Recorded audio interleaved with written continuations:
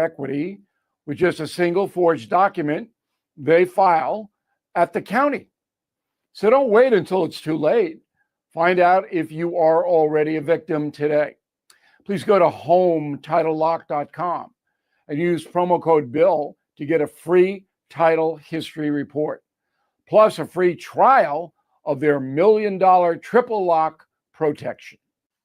On this Monday, a new survey says more Americans are smoking pot for the first time than ever before. Shocked? Come on. With quasi-legalization all over the place, this is no surprise. But is getting stoned a good thing? I'm a simple man. That's a simple question. I don't think so. But I'm not an expert, and I have never used weed in my life. I know I'm boring, but I have never used any drug at all to get high. I use aspirin once in a while, but that's it. I want to play it safe. I take good care of my physical and mental facilities.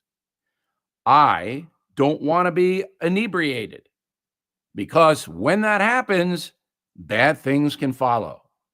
DUIs, for example, and other very destructive situations. I once knew a guy who smoked pot every night. He held a job, but he didn't have a girlfriend because he never went out. He just sat there toking. That was his hobby. That was his lifestyle. Now, that is an extreme case, I know. But I go back to my original question. Is getting stoned a good thing for you and for society? Probably not. Now this. Bill O'Reilly here. If you are stuck in a timeshare you no longer want, my friends at Lone Star Transfer can assist. Over the past 15 years, the family-owned company has helped more than 30,000 owners break free from their timeshares. They'll provide a guaranteed solution to exit your timeshare. So please call Lone Star Transfer 833-594-0079 or visit LoneStarTransfer.com. That is the Morning O'Reilly Update. More analysis later on. From the Michaels Flooring Outlet Weather Center. Wow, coming out of that fantastic weekend, we'll keep temperatures below normal again today and humidity at a comfy level by August standards anyway. Partly cloudy with a high of 83. Let's be ready for some spotty storms from the St. Louis metro to the east late this morning into the afternoon and early evening. Then we're dry overnight tonight, some patchy fog, 68 for the low. A nearly identical day Tuesday, just slightly warmer, a bit more humid, the high tomorrow at 85. From the First Alert 4 Weather Center, I'm meteorologist Matt Chambers.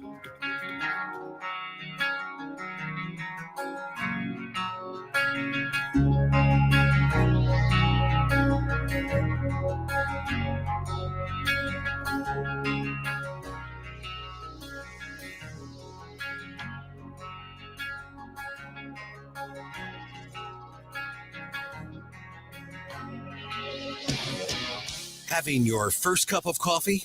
Mike's on his third.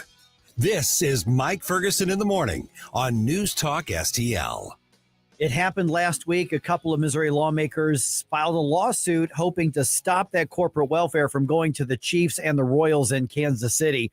What are the details behind that? Is it possible we can actually stop this after the legislature put it into place, after they passed it in that special session?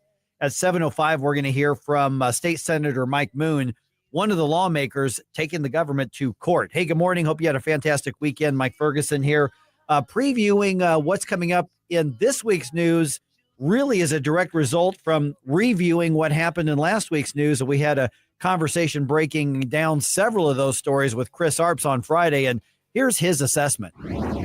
Okay, so obviously the biggest news around here, Sam Page indictment. I really want to get your thoughts on this. I got a couple different angles on this. One, of course, his few supporters, he doesn't really have that many supporters left anymore, but they're saying this is just politics. This is just partisanship. But what are the chances, based on what we've seen so far, that Sam Page actually is at risk of being convicted of a crime over the use of the taxpayer money and that Proposition B flyer and all that sort of thing. I mean, is there a there when it comes to this aspect of it? Good afternoon or good morning, gentlemen. You know, there's the old saying that a prosecutor can get a grand jury to indict a ham sandwich. So you have to put that aspect into it. But I think if you look at the evidence, and people have been screaming from the rooftops for the last year or so about how Sam Page blatantly broke the law, was using taxpayer money to advocate against Proposition B. So I think there is actually a there. I think what Sam Page, what he has to decide is, one, does he want to go to trial and risk a conviction? I think the possibility, if there's felony counts in any of this, he could potentially lose his medical license. So that is something that he'll have to weigh in this decision if he resigns before this even goes to trial. But I think a lot of people will say this is a long time coming. Sam Page has acted almost like a king since he's been in office, and it's great to see him get a comeuppance. I'm one of those people who says that, by the way. Yes, absolutely. Hey, good morning, Chris. Gabe here. Good morning. So I really wanted to get your perspective on this Trump versus Hawley thing because because the True Social post that went out where Trump went after Hawley and his mama basically was kind of, it felt a little bit out of left field. I didn't understand exactly what the conflict was all about. Hawley was describing this the social media kerfuffle is a misunderstanding. So what's your take on what exactly is going on here? Well, the thing is, if you read it, it sounds like they're on the same side, both of them, President Trump and Hawley. Excuse me, they want Congress people not to be able to stock trade while they're in office. There must be some type of conflict between the two, between Trump's version and the bill. That I don't know offhand. But I think it's very interesting because I remember back in 2018 when Trump came to Lambert Field, and a lot of us were out there with Hawley as Trump was coming in our Air Force One. They were very close. Hawley has been a reliable vote for Trump. He's voted for pretty much everything that he's wanted. He has been a squeaky wheel at times, but he's voted for the agenda. It's just very interesting. We've seen Josh Hawley become very populist since he has become a senator, and it'll be interesting to see when he's up for re-election again how the voters of Missouri will react to that. Yeah, my guess is that he's completely safe here in Missouri. You look at his vote totals on this. But what? Let me ask you this. At some point, Donald Trump's a lame duck. How much longer can he get away with just basically slapping his allies if they do something that he disagrees with in the slightest? How long is he going to be able to do that and still have them want to kiss the ring? Well, I tell you, I wouldn't say that Josh Hawley is a shoo-in for re-election. I could see someone to the right of him primarying him and saying that he is not the Josh Hawley that we originally sent to Washington. So it's an interesting strategy that we're seeing with Josh Hawley. One thing, too, you know, as all of us are talk show hosts, and it frustrates us that Josh Hawley doesn't do a lot of media, conservative media as well. So, you know, Donald Trump has changed the Republican Party to more working class party. A lot of union members and those with college degrees, men, are supporting the party.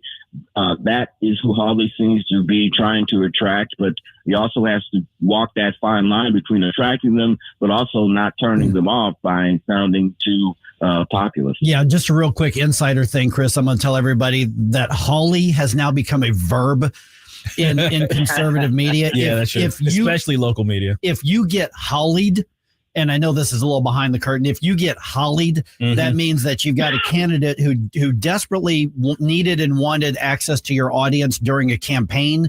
But once they got elected and now they can be on Newsmax or Fox News or whatever all the time, you never hear from them again. Literally, I told Bob Onder, I said, "Don't Hawley me," and he has not, and he has not. That's right. And Bob knew exactly what I was talking about, and I said that to Eric Schmidt as well. And I'm like, "Don't Hawley me," but that's now become a verb in conservative media. Yeah, for real. And it should be. Yeah, well deserved. Now, Chris, this redistricting fight is another one of those where I've been kind of chomping at the bit, waiting for you to get on on air with us to talk about. Now, it seems to me that we may have opened up a can of worms here and kind of started a mutually assured destruction situation between the red and the blue states here. What's your take on it? Well, here's the interesting thing about it. In the red states that control the governorship and the legislature, the governor can just call a special session. They can ramrod this through, which we're seeing in Texas. May not be so easy in Missouri, and I know in Indiana, I think it is. They're not so much excited about doing it. But in the blue states, it takes a state commission in order to change the boundaries. That's a slow and cumbersome process. And with a lot of these blue states, you have to have that done before a certain timetable. And the elections are next year. So the time window is closing on that. So even if they try to do the blue states try to do a tit for tat with the red states, it's going to be much, much more difficult for them. You know, in Texas, that's where this is really being spearheaded. They put out a new map yesterday where they're carving out 5 new Republican seats there in Texas. A lot of those seats are coming from Spanish or Hispanic areas that have trended towards the Republican side in the last few cycles. Well, and there's also talk now. I guess one is a map that I saw out of California that would eliminate all Republican seats, and I don't know how realistic that one is. But there's also been talk. I think I saw this as a report out of the White House about removing illegals from census counts in order to remove House seats as well. Is there anything to that? I mean, that should be done. I mean, I learned about that a few years ago, you know, because California and some of these other states were advocating that illegals be added into the census because they get extra money for the social services. I was very upset about that. So I hope that Trump pursues this, pursues it and gets this done. Illegal should not be counted in our census. They should be being deported. Yeah, because what we're looking at on this whole redistricting thing, and I'm 100% with you on that because they're arguing that, well, the census just counting residents and we're not supposed to differentiate between voters, non-voters, citizens, non-citizens, that sort of thing, which is a completely bogus argument. Mm-hmm. So, yeah, Chris, I think you're spot on that. And it allocates tax dollars. Right, exactly. People in Missouri and around the country that aren't living in California, we're subsidizing illegal aliens. Yeah, and in addition to the number of congressional seats as well. Exactly. And so here's, as we're just got a couple minutes left here on the redistricting thing, here's what, as I'm trying to talk about, I mean, this is not the way it was supposed to be, that parties basically say, okay, we win, therefore we're going to district the opponents out. It's gerrymandering, and to the credit of the Republicans around here, they're saying, yep, they're doing it in other states. We have to protect our party here by doing it here. That's not the way it's supposed to be, but I certainly understand the political war of attrition that's happening on this. So I think the left really started this with the extreme gerrymandering. The right responded with it. The left says, look what you did. We're going to do this. And the right says, but you started it. We responded. Now you're saying that we're starting it. And so it's this back and forth where they're pointing the finger at each other, but doing the exact same thing. And I don't know how you come to some sort of agreement to say, all right, we're going to put down our arms and just win based on who's more popular, in each district, because basically right now, both parties are saying the politicians are going to pick their voters instead of the voters picking their representatives. And that's the moral problem I have with it. But I understand the politics of it.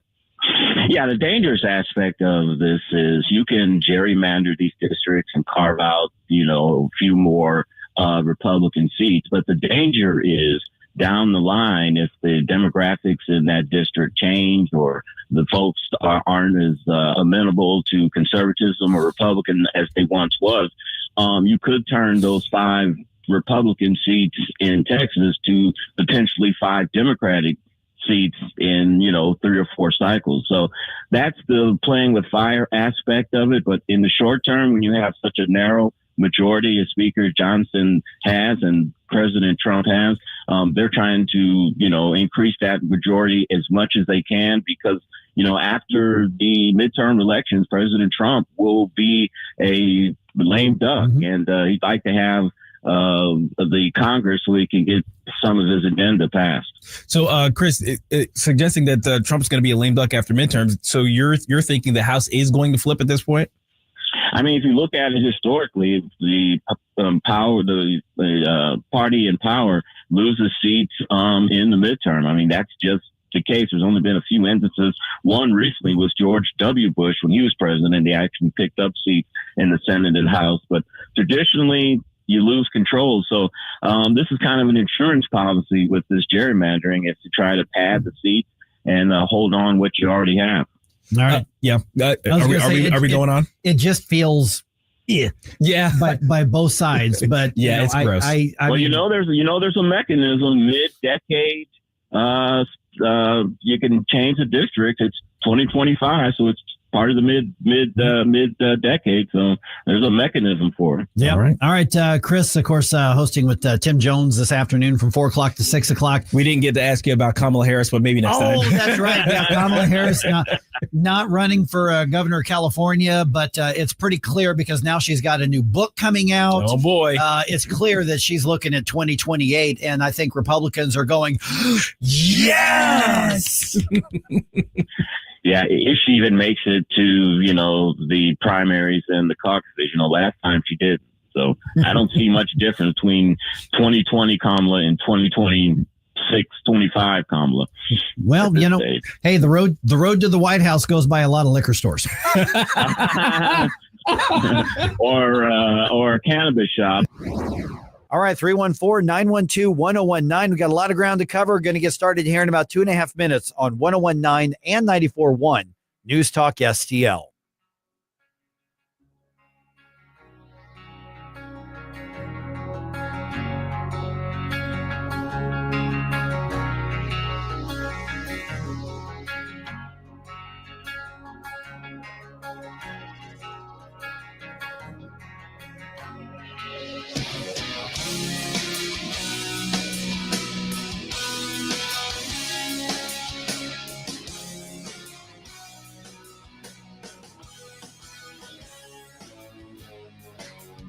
News, analysis, opinion. Isn't it wonderful that we're keeping criminals out of our country? How the mayors in these sanctuary jurisdictions are dealing with it, that's interesting. Safety is our primary concern. 1019 and 94.1 News Talk STL. Now you can fly anywhere in the world and pay discount prices on your airline tickets. Book a flight today to London, Paris, Madrid, or anywhere else you want to go and pay a lot less guaranteed. Call the International Travel Department right now at Low Cost Airlines. 800-515-2397. 800-515-2397. That's 800-515-2397. If you're worried about losing your health insurance through Medicaid, we have great news for you. New government regulations have expanded the Affordable Care Act. And now you may qualify to get health insurance for you and your family through the Affordable Care Act. Call now to learn if you qualify. We know the healthcare regulations regarding Medicaid, and we've helped thousands of people find quality, affordable health insurance. Plus, all our research is free to you. So call us. With just one call, we'll shop from hundreds of different insurance companies to find you the right affordable health insurance plan. So if you're worried about losing your Medicaid insurance, call right now. Speak with a licensed agent and find how you may qualify for a new health insurance plan. 800-479-0931. 800-479-0931. 800-479-0931. That's 800-479-0931. Paid for by the Health Insurance Hotline.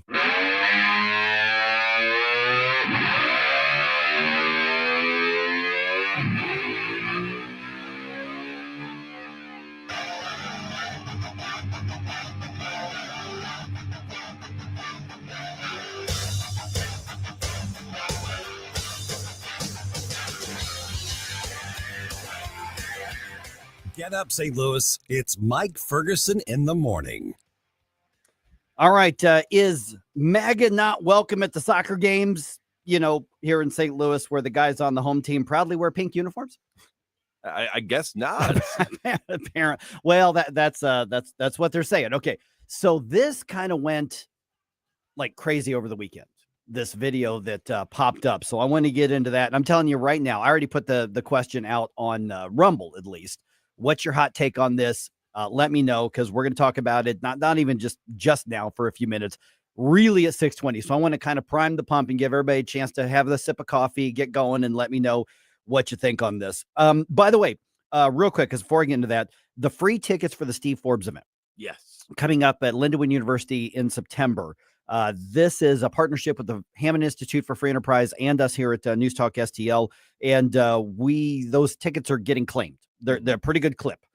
We're ahead of where we thought we were going to be with those, even though we knew these were going to be in big demand, because, I mean, come on, it's Steve Forbes. Oh, yeah. So go to newstalkstl.com, find Steve Forbes, and the link to get your free tickets is there. The date's there. It's at the Scheidegger Center for the Performing Arts at Lindenwood University. That's a pretty big theater, but we really expect pretty much all these tickets to go. So if you want to go, mark it on your calendar, reserve your free tickets, because you got to have a ticket to get in. We do expect this to be a very, very, very popular event. And so I'm just telling you, we were looking at the numbers. We're like, yeah, that's farther along than we thought we were going to be. So if you want to go to this, and I think it's going to be a fantastic, mentally stimulating, challenging, fun evening, do it now. I will be there. Oh yeah, I would not miss this for anything. I'm a fan of Steve Forbes. Mm-hmm. Even on those rare times where I don't agree with him, which is very rare, I find his writing to be very, very thought provoking and very challenging and very logical. Of course, he's got such a big, small L libertarian element to his take on things. Mm-hmm. He's just a true free market guy. So this is going to be interesting. And if you're one of those, on the left, I am telling you, you're going to be very welcome at this event.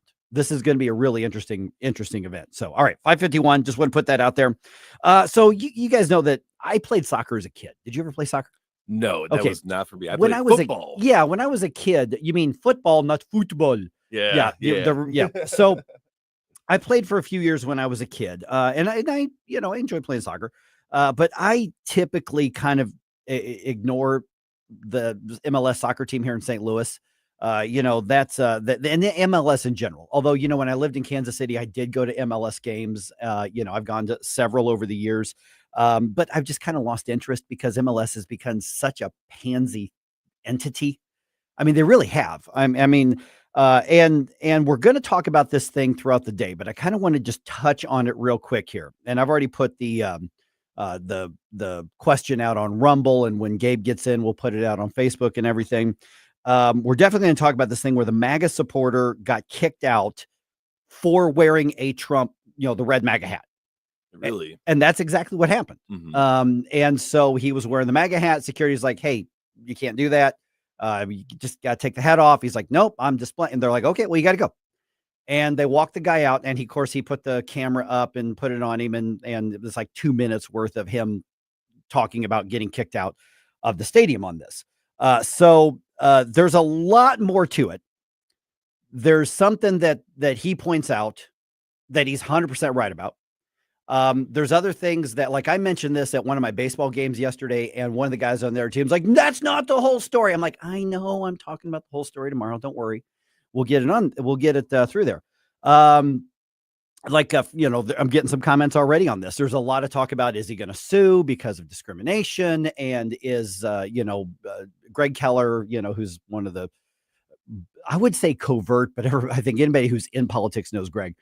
He says, I've already alerted my friends at the Department of Justice. They're investigating in it. Do they have a case on this? I don't know that they do, but that's different than, is it right or wrong? Yeah. I mean, because this wasn't one of the players. It's not it was somebody on the field. This totally could have been all avoided by people minding their own business and looking at the actual game. Yeah. But now, I mean, soccer games, to be fair, are really boring. So Yes. I understand not wanting to sit and watch that, but hey, whatever. That's just me. Just saying. But yeah, okay. So here's what I'm going to do is we're going to start this one at 6:20. I've got the soundbite in the news dump here at 6:04. Then 6:20, I kind of want to open up the gates for everybody talking. So I'm going to go like Mr. Journalist for a couple minutes. Oh, here are the facts of the case. And then I want to give everybody a chance to give us a call or to comment. We're already getting some folks making some comments on it, on Rumble in particular. And so then we'll compare notes on that. And I'll definitely tell you what I think. But I want to start with, okay, here are all of the facts on the case, because right now, the only place you're going to see this covered is conservative media. Yeah. The local TV stations. And I didn't see anything in the post disgrace. I didn't see anything on that, but the only people talking about it are conservative media. Mm-hmm. And so we'll get into that here in just a little bit. Like I said, I got the basic details for you at the news dump, and then 6:20, let's open the floodgates. This is probably one of those things where we'll probably touch on it each hour. So as people get going, because people are worked up, man, they're fired up over this. Yeah. I mean, and this now, because I'm interested in the lack of coverage as well. I'm vaguely aware of the situation due to it making the rounds online, but I mean, there are so many different elements of, First Amendment freedom of expression. And what does the lack of coverage of this sort of story from the other outlets tell us? I mean, or does it tell us anything? I think that's part of the question too. So 6:20, everybody get a little fired up. Send in your comments. Give me a call, 314-912-1019, right around 6:20. And we'll get into it, because I think there's more to it than just his video. And I'll give you the other side's defense. You tell me whether you think that's good enough. It's because I know that the White House was planning an MMA event, but I guess they're not going to have any soccer events coming up anytime soon. I don't think so. I could not imagine Donald Trump doing much of although he did appear at some soccer awards thing when he was in Europe, I think. Yeah, didn't he have the FIFA World Cup? Something in the White like House? that. Yeah, I don't know, something like that. But anyway, so that's what we're gonna do. That's what people seem to be really, really fired up about right now. So I want to give everybody a chance to weigh in on that. All right, last minute or so we've got here. Just kind of a cool story. This is not a newsy thing. Just one of those things that happen. You're like, whoa, that's really cool. So Rachel and I are walking through Creve Coeur Park yesterday. Mm-hmm. And we're just doing the trail, going through the woods, going along the lake and all that sort of thing. And it was pretty crowded. By the way, if you've not been to Creve Coeur Park, have you ever been out there yet? Oh, yeah. Yeah. Okay. There's a little bit of everybody and you talk about every walk of life is there. Mm-hmm. I mean, there are people from all over the world there, which is really cool. And so we're just kind of, walking on the trail and everything. And we hear, and it's crowded. I mean, there's people behind us, there's the people on the bicycles hey, coming up on your left or whatever. And, there's families going with strollers. So there's a lot of people. That's important to the context. And then we hear this crunching through the woods. And we look, and there's a fawn. Aww. Little baby deer. I'm talking maybe comes up to your thigh. So Aww. This is a young deer. Jumps and traipses and runs right through the trail, cuts right in front of us. And we and the people coming the other way had to stop, and then runs up, kind of the hill on the other thing, right in the middle of the day, right in front of everybody. And I'm looking around, I'm like, that's a fawn. Where's mom? Yeah. Mom's around, and mom ain't little like that. Mom will kick your butt. But it was just one of those cool, nature right up front in front of a lot of people at Creve Coeur Park.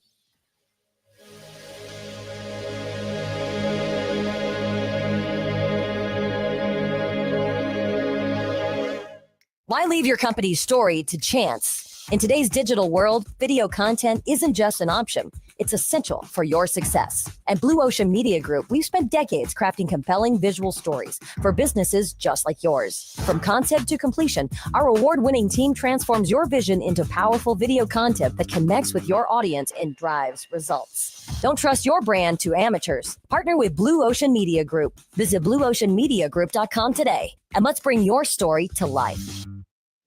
Tim Jones and Chris Arps in the afternoon. Co-host of Wake Up America on Newsmax, Mark Lauder. This is not Iraq.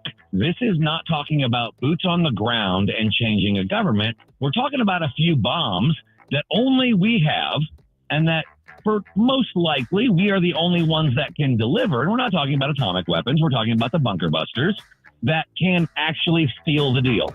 Tim Jones and Chris Arps, weekdays at 4 on News Talk STL. What's the best way to get rid of a timeshare that you don't want? Call the Timeshare Exit Hotline. We're a group of attorneys that help customers legally exit their timeshares. It's an easy process. We guarantee results or you pay nothing. Exit your timeshare today. Call now. 800-524-1641. 800-524-1641. That's 800-524-1641.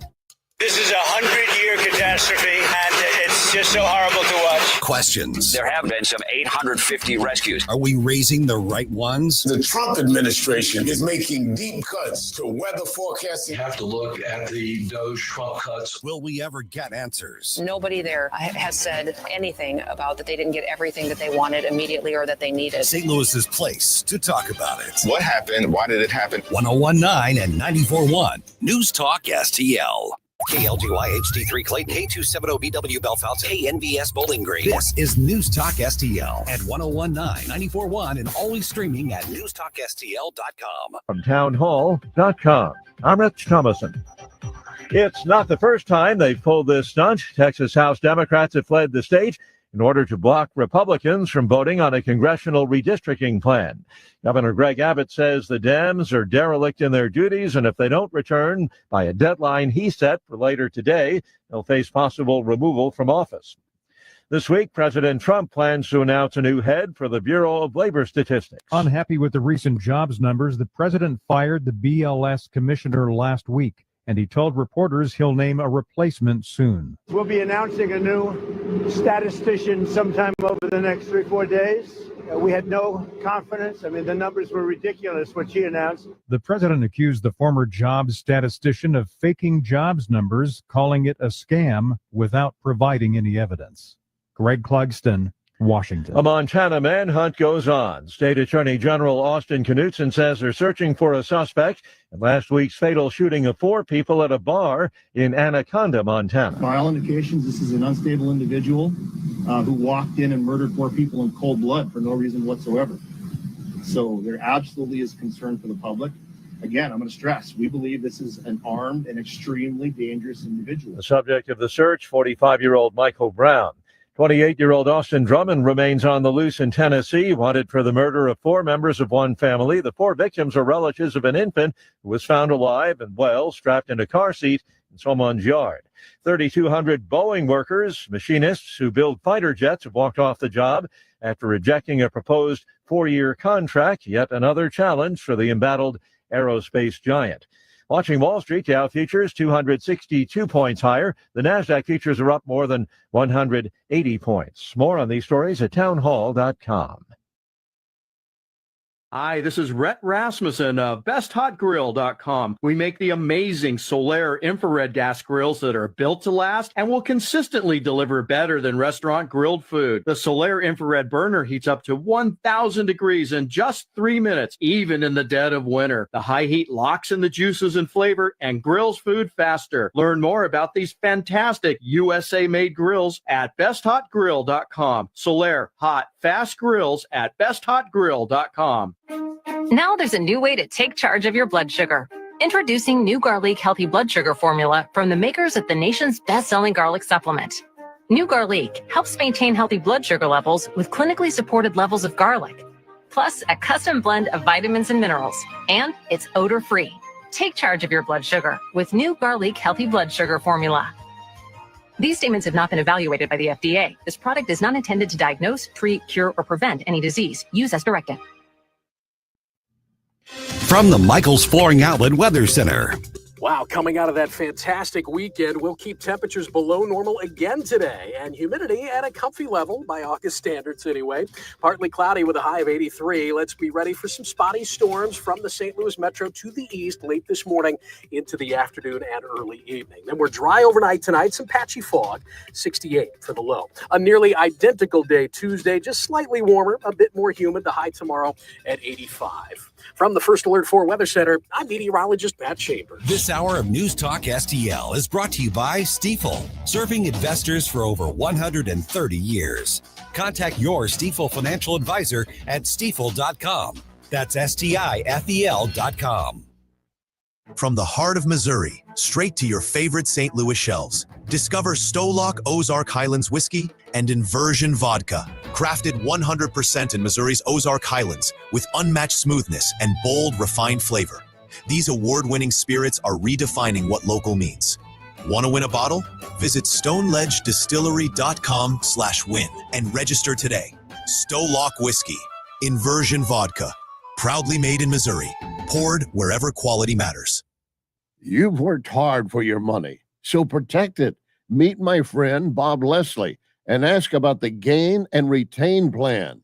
Leslie Consulting, 40 years in the St. Louis area as a leader in brokerage and risk management. Call 314-721-0066, 721-0066. Oh, and ask Bob how he was the LA Dodger #1 pick. LeslieConsulting.com. All the information I need on the drive to work. Mike Ferguson in the morning. We keep it on throughout the day, whether it's local, national, or something big that's happening overseas. News, analysis, and opinion. St. Louis is #1 for conservative talk. NewsTalkSTL. This hour of Mike Ferguson in the morning is brought to you by Stifel. Request a portfolio review from your Stifel financial advisor at stifel.com. That's STIFEL.com. Mike Ferguson. Here we go again. These people are crazy. Gabe Phifer. A charitable interpretation to this kind of behavior does not exist. Get up in case you hear the alarm. Get up, St. Louis. We're a different kind of clown show. Mike Ferguson in the morning on News Talk STL. Get up, this is your cousin. All right, the St. Louis soccer team with the pink uniforms doesn't like red MAGA hats. But is that the full story, though? That the full story? There's a little nuance. There's a little nuance to it, but we definitely want your thoughts on this one. So, Gabe, can we put that question up on Facebook? Oh, sure. I've already put the question up on the Rumble chat box. Let's get going. I'm going to give you the basic details here in a minute. Let's really dive into it at 6:20 because, man, I got to tell you, conservative everything and MAGA everything's talking about this. Oh, yeah, right now. Absolutely. So it's in Daily Caller. It's in Red State. Everybody's all over. Fox News has got it now. So let's get going on that in depth at 6:20, but I'll give you the basic details here in just a minute. Texas Democrats run away to take political shelter from J.B. Pritzker. They sought asylum in Illinois. I'll try to make some sense of that one for you. And the Cardinals do that Cardinals thing. They lose another series on the road. All right, 6:06 right now. Let's go ahead and dump some news on you here. Successful dump. Wake up, America. It all worked out. They get all the news. The morning news dump. All right. Around 3,500 Boeing workers went on strike as of midnight this morning. So just over 6 hours ago.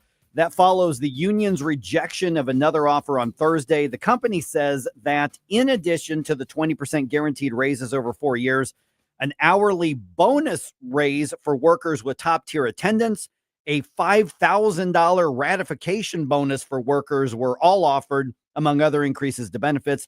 The International Association of Machinists rejected that. There are no plans for another round of negotiations at this point. What the heck is the gripe right now? They're not showing them the due respect. What does that mean? I think that means we just want more money, and there's a lot of money being spent on defense right now with the Trump administration. Oh, that's my guess. So we'll dig into this just a little bit more here in a bit. But the more that I read about this entire situation and what's offered, the less defensible the union position is on this.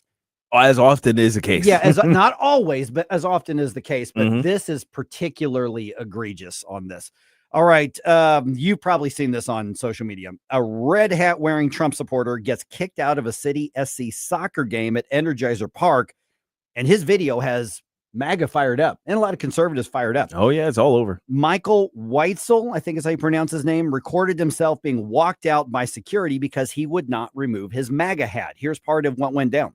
I'm being evicted from the premises because of Donald Trump, because we can't wear Donald Trump hats in public. And so now I'm being evicted from the premises. We need a big procession to get me out of here. Trump is not welcome in St. Louis City SC Club.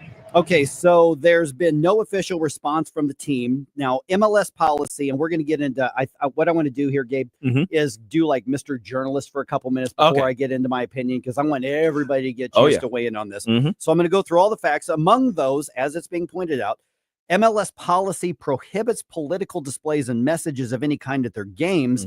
Weitzel argues that's one-sided since there are multiple LGBT flags on display at the stadium. So 620. Right. Let's do a deep dive. Yeah. 314-912-1019. We're going to start doing this, like I said, 620. So 11 minutes from right now.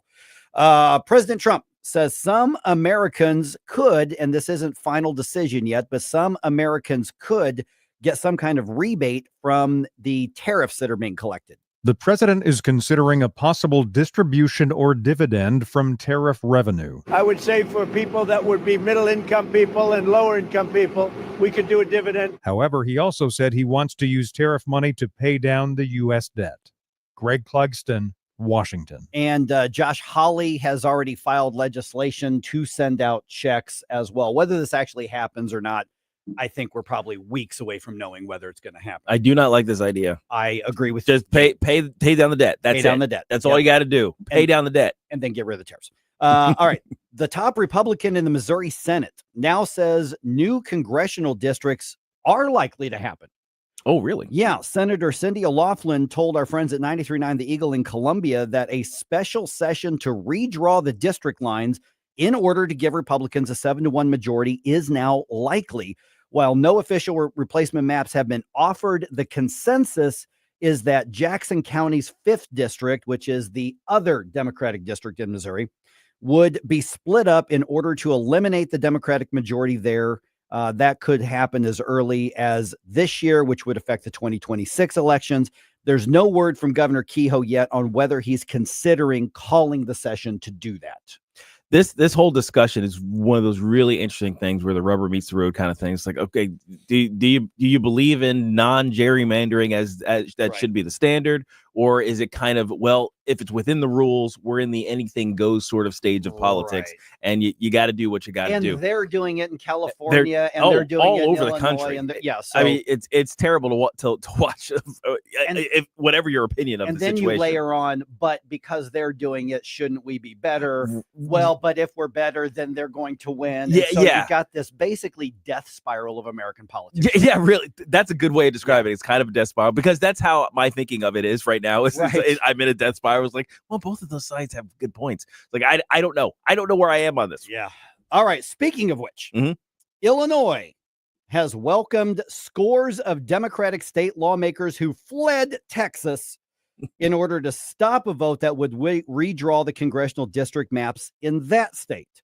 So that move would give Republicans at least 5 more U.S. House seats. So speaking from suburban Chicago last night, Texas House of Representatives Minority Leader Gene Wu says the decision to leave wasn't an easy one to make their soldiering on. We come here today with absolute moral clarity that this is absolutely the right thing to do to protect the people of the state of Texas. And of course, their protector in chief now is going to be Governor J.B. Pritzker. And this totally has nothing to do with the 2028 presidential race. Clearly nothing to do. Oh, of course. What? No, nothing at all. No, not at all. But he was there at that press conference. He's accusing Texas Republicans of taking their marching orders from you know who. All bets are off when the cult leader and would-be dictator of the United States tells Texas to midstream change the game when they know that they're going to lose in 2026. Okay, can I just point out that this is the guy who shut down his state with like 100-something straight emergency orders and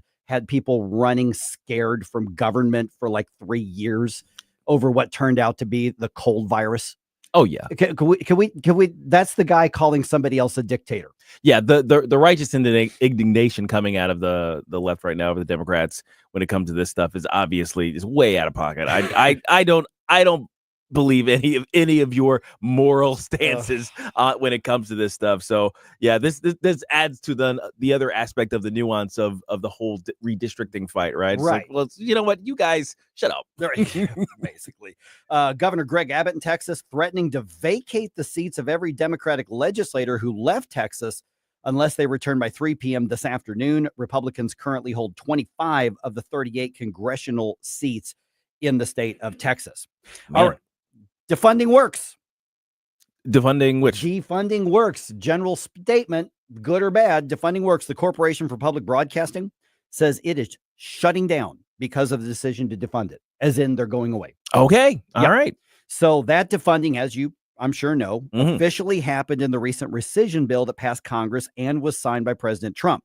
The 58-year-old organization funded PBS, NPR, and contributed to about 1,500 other local stations around the country. I don't have the official count, but my guess is that the percentage of those stations that are left-leaning is right around, give or take, 100%. Yeah, pretty much. CPB staff have been notified that almost all the positions will be eliminated at the end of their fiscal year, which is September 30th. Oh, poor people. Yes. Yeah, And so here's the thing is you see like the statements from all these Democratic politicians and the left-leaning groups, and they're like, millions of Americans have emailed and called to no avail. And I'm like, okay, well, if you had millions of Americans, they're that fired up about it. How about each and every one of you donate $10? Problem solved. Yeah, that's it. That's it. $25, and you don't have to worry about taking government funding from Orange Man bad at all. Like ever. Yeah, ever again.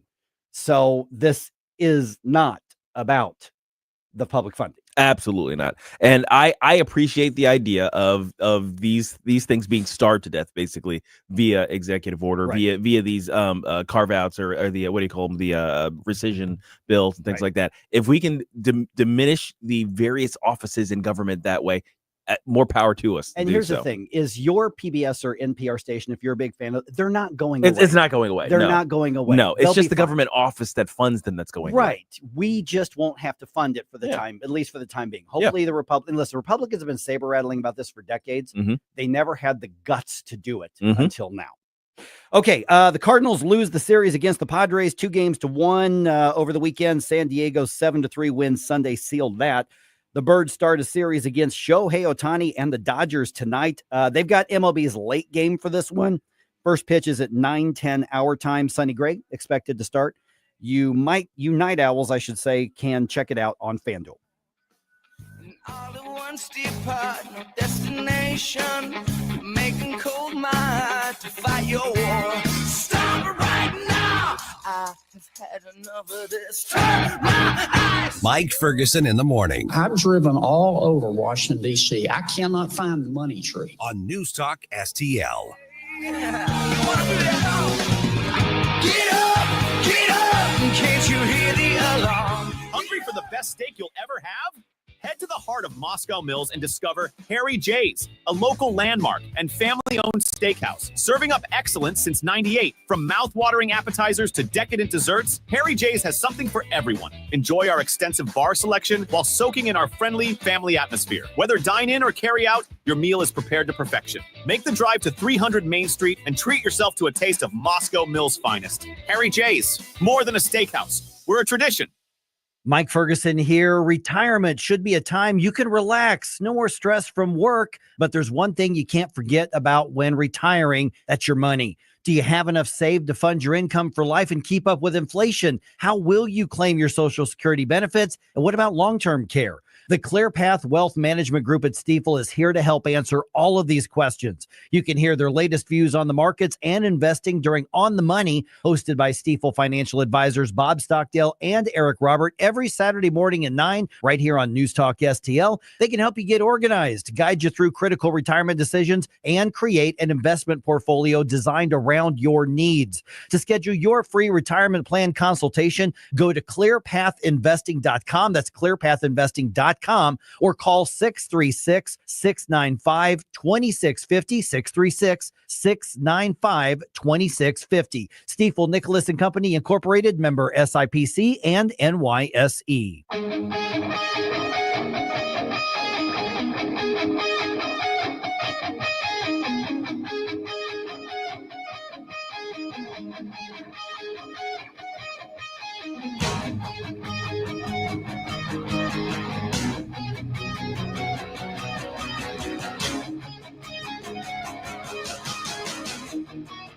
Hey, this is Todd Showalter. Join me on Saturday at 5 as I try to put some fun back into this dysfunctional radio station. It's The Right Mind Show with me, Todd Showalter, at 5 on Saturday. And, you know, speaking of dysfunctional, let's get back to Mike Ferguson in the morning. All right, 619 right now. Okay, it's the video that went viral. I still hate that term. By the way. It is went what it is, viral. Mike. I know. It's such a dumb term. It's social media. That's how it went works. viral. Okay, we're all infected. Okay, so here's what happened. And 314-912-1019 if you want to get directly involved in the conversation. I'm going to have to scroll. The Rumble chat box is already lit up like crazy. Oh, yeah, it's moving. Is this up on Facebook? Not just yet. I'm working on it. So we're going to get that, and then we'll get the comments there. But give me a call, 314-912-1019. Thank you for all the comments on Rumble so far. Keep them coming. We're going to start reading through them in just a minute. So a Donald Trump supporter kicked out of a City SC soccer game in St. Louis for wearing a MAGA hat. That is a factual statement. That's why Michael Weitzel was kicked out of the game. Yes, that is the reason. Okay, so here's the plan for the day. I'm going to go through all of the relevant facts as I could find them. I'm going to do like the journalistic thing for a couple minutes. I'll give you my take on it, but gonna journalism all over this radio station. Yeah, I spilled it everywhere, man. It's a mess. And so, of course, throughout the day, I'm going to have that soundbite. The video itself looks like it's about 1:50 or something.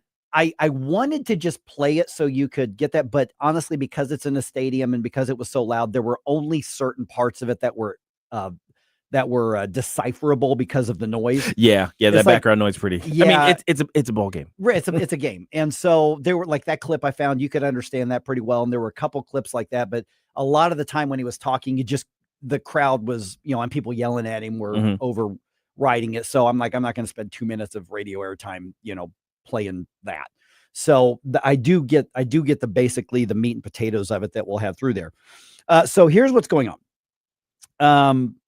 I don't know if Michael Weitzel is a conservative or if he's more MAGA, if he's liberal. I don't know, but he's a Donald Trump supporter. Okay. So by the way, if you're concerned, why are you at an MLS soccer game?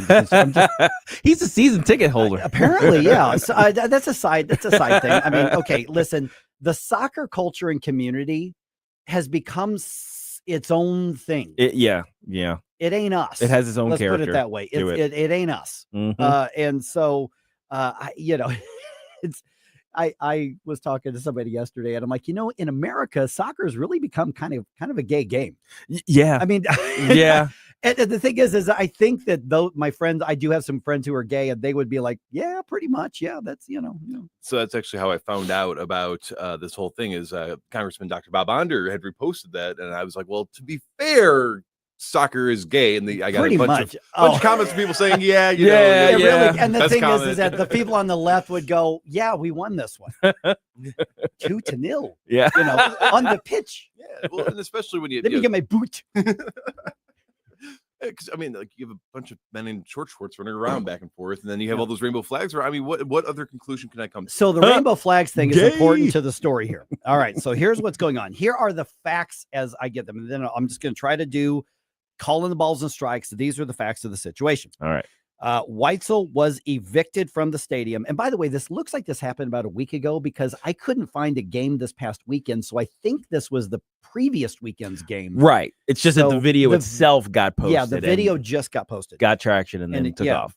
So he was evicted because he was wearing, the standard MAGA hat. Yeah. The bright red MAGA hat. With the white lettering. Right. And he would not remove it inside the stadium during the game. And that's what you see is security coming down. And apparently before he started recording, like, hey, dude, you got to lose the hat. Right. And he's like, no, I'm wearing my hat. And they're like, well, then you got to go. Right. And then he gets the camera on. He starts recording and making a statement, things like that. Okay. So here are some of the other facts. Major League Soccer has a long-standing policy of not allowing political stuff and statements at their games. That I went right to their website. I looked at their code of conduct policies that affect all the teams. It's right there. I printed one out for you, Gabe. You've got one right there. Yep. So them's the rules. To be fair, those are the rules. You're not allowed to do that. And a lot of I think the NFL has that now too, or other professional teams have it on their own. My understanding for almost pretty much every ballpark or every park, every game that you could attend, they have basically the same rule. Having said that, as one of the things that Michael Weitzel pointed out, and he's correct on that, is that there are pride flags on display throughout the stadium. And City SC, which is the name of the soccer team because they decided to be more European in their naming. Soccer club. Soccer club. SC. City SC for the city. Because they, that's how that goes. That's how that goes. And so they are all about the LGBT stuff. This is it's an ally in their terms. Yes. And so, and I have never been to a City SC game. I doubt I will ever go to a City SC game, but apparently there are pride flags like on display in the stadium. I mean, they're really big on this. Right. So City SC is arguing, well, those aren't political flags. Right. Really? Mm-hmm. Those aren't political flags? That's the argument. That's not a statement that says we are leftist. Okay, so those are all facts of the situation. He was kicked out because he chose not to take the hat off. Right. That was in violation of their policy. At the same time, there are leftist flags that are allowed at the stadium. Right. So you got multiple questions here. Is the policy a good or bad idea?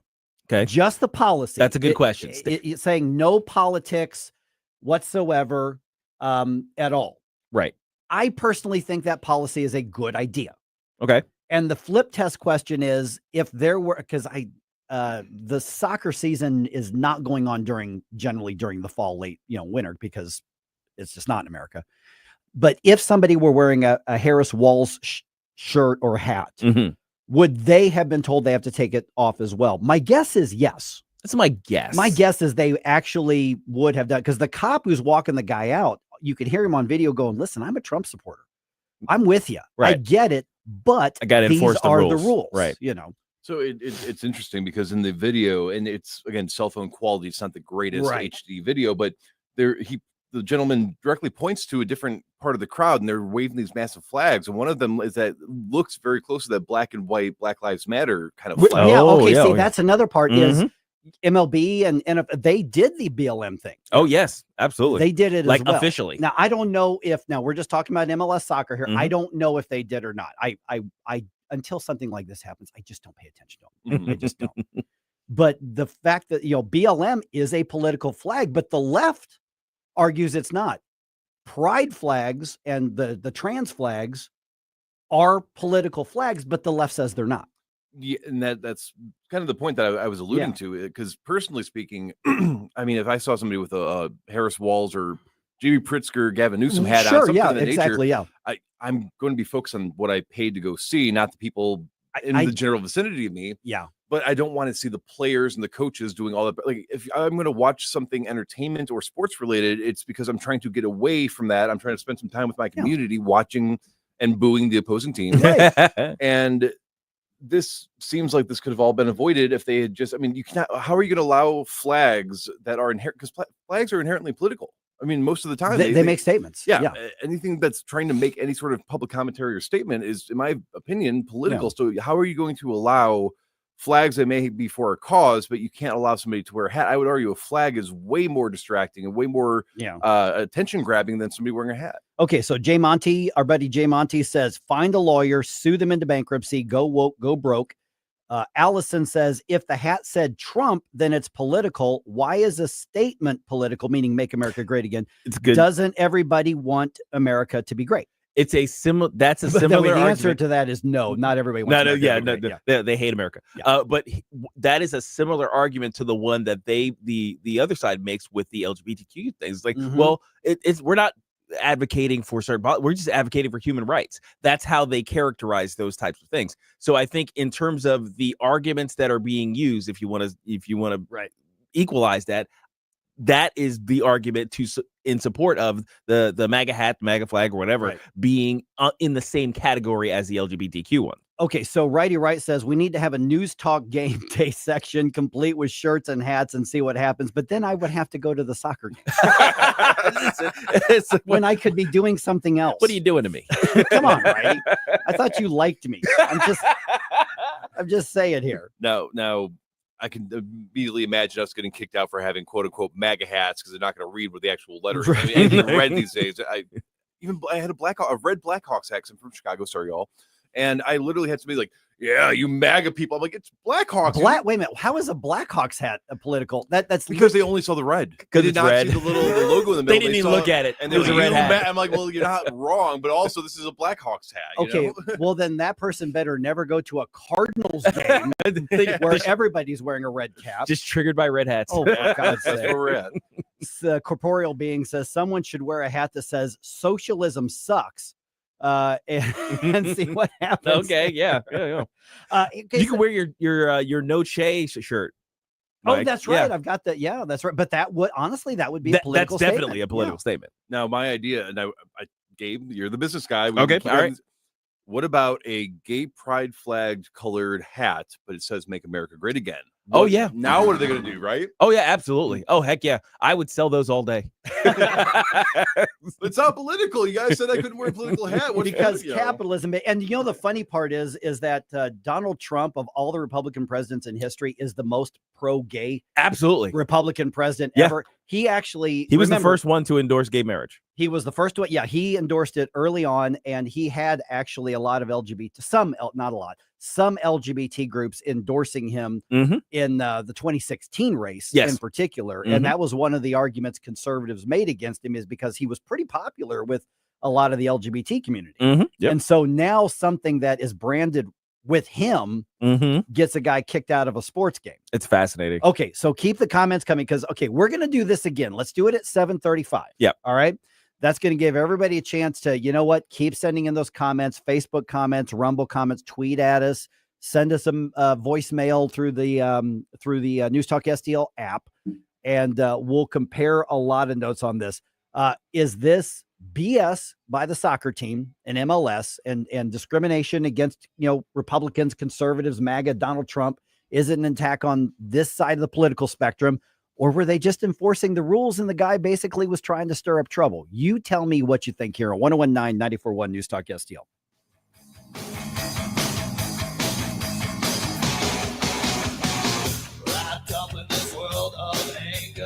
Mike Ferguson in the morning. He picked the wrong schoolyard to come into, I have to tell you this. On News Talk STL.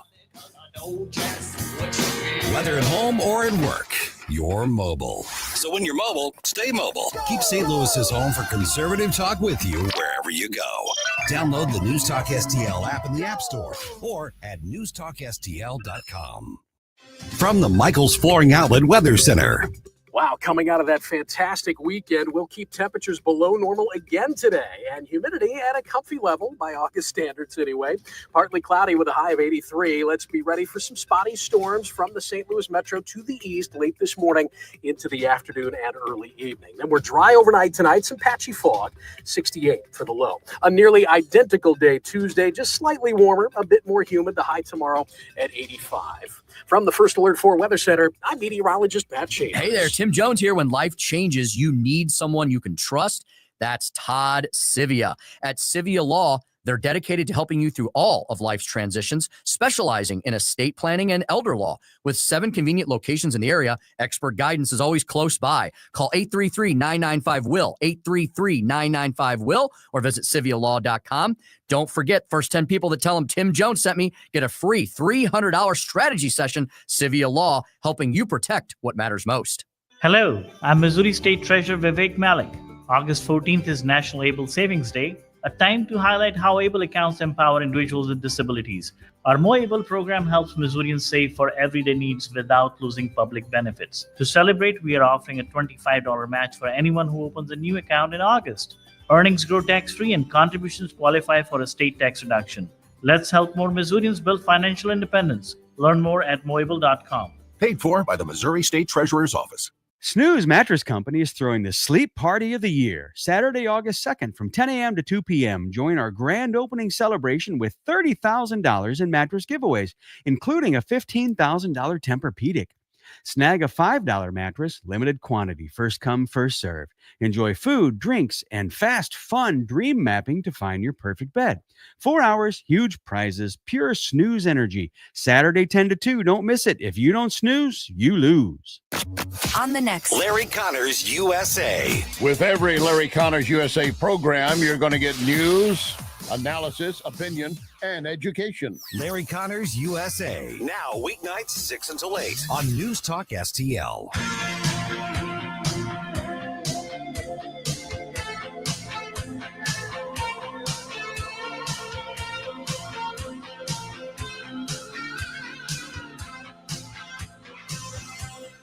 Good morning, Missouri. It's your boy, Joe Pags. I'll talk to you tonight at 10. But right now, let's get back to Mike Ferguson in the morning. All right, so you got the notice. We're going to go back to this MLS story where the MAGA supporter was kicked out for wearing a MAGA hat. And we're going to do that. Let's do that at 7:35. Okay, so keep a lot of interesting comments coming. Allison on Rumble says there's now talk about a rolling rally around the soccer stadium with Trump flags at their next game. Oh, geez. Okay, so real quick, I would say Trump or anything with a specific politician on it. Yeah. That's sure. That's clearly. Yeah, I don't think he's got an argument in that case. Yeah, exactly. Yeah, but they're talking about going around the stadium, basically, to have their. It's not going to bring down the walls. It doesn't work that way. It doesn't work that way with Trump. Trump's not a. I don't know if you guys know this, but I'm just saying. All right, so we're actually we're going to do. Is this on the app? That we're doing? I really got Jerome with that one. On that one. Is the poll up? Not just yet, but I'm about to put it up on both Facebook and Twitter, guys. Yeah. We're putting up a poll. Okay, so is this going to go up on the app or just on the social media? Oh, I can put on everything. I think. Okay, so our social media and the News Talk STL app, we're about to put up a flash poll whether or not the team was right in kicking this guy out. And then 7:35, we'll have some results for you, some rolling results for you, Harry. All right, 6:35 right now. If this strike lasts, this could become a big deal around the region. And a lot of people don't realize this affects both sides of the St. Louis area, both sides of the river. Yes. Because Boeing's got workers in Muscuda as well. Mm-hmm. So this is affecting a lot of people here. 3,500 Boeing machinists now on strike as of 6.5 hours ago.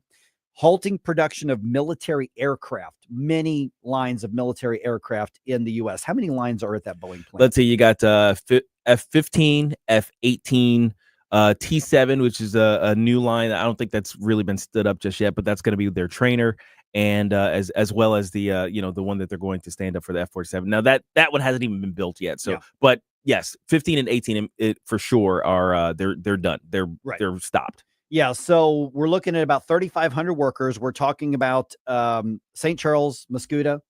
Also, there's some at the airport area as well, or in North County as well. Oh, that's where the main ones. That's where the main production facility so is. So we're looking at basically 3 locations, primarily the North County location, but 3,500 workers, and the workers went on strike. So keep in mind that the workers have been offered a 20% guaranteed raise over the next 4 years. Yeah, it's 5 years or 5% per year guaranteed for the next 4 years. And then Boeing came back and said, okay, for those of you who show up to work the most and have what they call top tier attendance, another 50 cents an hour on top of whatever else. Now that comparatively may not be huge, but it's some kind of bonus on this. And then they offered to increase other benefits plans. And apparently there was a scheduling thing that was real controversial that the union didn't like. And Boeing said, okay, we'll take that out. And then they're offering a $5,000 ratification bonus, meaning that the workers would get a one-time bonus check of $5,000. Right.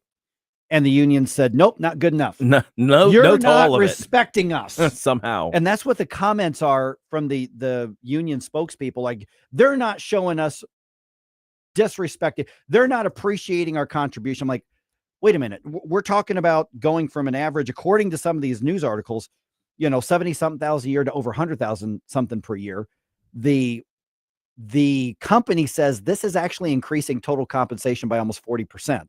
The union does not. The union says those numbers are misleading, but that's what the company says. But we know it's well over 20% that they're guaranteeing. And listen, there are times I'm sure that the company's trying to be cheapskates. I'm sure that happens. Oh, sure. I don't think this is it. Yeah, what's funny is yeah. this kind of reminds me of this. There's this scene from Mad Men, back in the day about great show. That was a great show, by the way. And one of the creative directors, and Peggy, I think she's one of the main characters. And she's saying, you know what, I do so much for this place, and you never once thank me. And his response, of course, is he's sitting at his desk, smoking his smoke. He's got his coffee there. He says, she's like, you never even said thank you. And he said, that's what the money's for. Right. We thank you twice a month with a paycheck. Exactly. So, I mean, it always reminds me of that. It's like, guys, they're offering you a ton of stuff. It's like, that's the respect. That's how they're quote unquote appreciating you, is with the money. And they're also pretty well, I mean, these are highly skilled, highly paid workers to start with. Yeah. Oh, yeah. So here's what I think's really going on. Mm-hmm. And listen, I know there's a lot of conservative union members. So if you want to take issue with this, give me a call. Let's talk about it. But right now you've got an administration that says we're shoring up the military. We are going to spend a lot of money on national defense, not only for the U.S., but we're going to be selling some of these things around the world to allies. So I think the union is smart enough to know there's not going to be any end to this money right now. Oh, yeah. So the money's going to be there. Let's go get it. The money tree is currently being watered as we speak. Let's go get it. And I think it's not even a matter of whether this is fair or not, because this appears to be a pretty darn good offer. Is a good deal. If my boss came to me, if Jeff said, hey, Mike, we're going to guarantee a 20% raise over 4 years, I'm signing the contract right now. Oh, absolutely. By the way, I did just re-sign a new contract. Hey, so there you go. You all have not, you're not getting rid of me just yet. So the Gabe Phifer Jerome show is not going to happen. No. I just re-upped. So I got a new contract. But if he came and said, how about 20% over 4 years? It's like, okay, where do I sign? Hell yes, I'm signing. Give me the pen. Signing that contract. Where do I sign on that? Why are you moving so slow? Give me the pen. Right. Give me the paper. Out. And so if you don't have a pen, fine. Let me sign this in blood. Exactly. Prick my finger. Yeah. I'm biting my finger. And so I think you want to talk about corporate greed. How about union greed? Yeah, absolutely. This seems to be now again. If you're part of the union, if you know some of the details that maybe we don't call in, but this seems like on the surface greed on the part of the union right now. Because hey, there's more. We can get more. Go get it. Remember, let's squeeze. The union has one job, regardless of what industry you're in. Mm-hmm. They have one job: get the most pay and the most benefits for the least amount of work. Yes.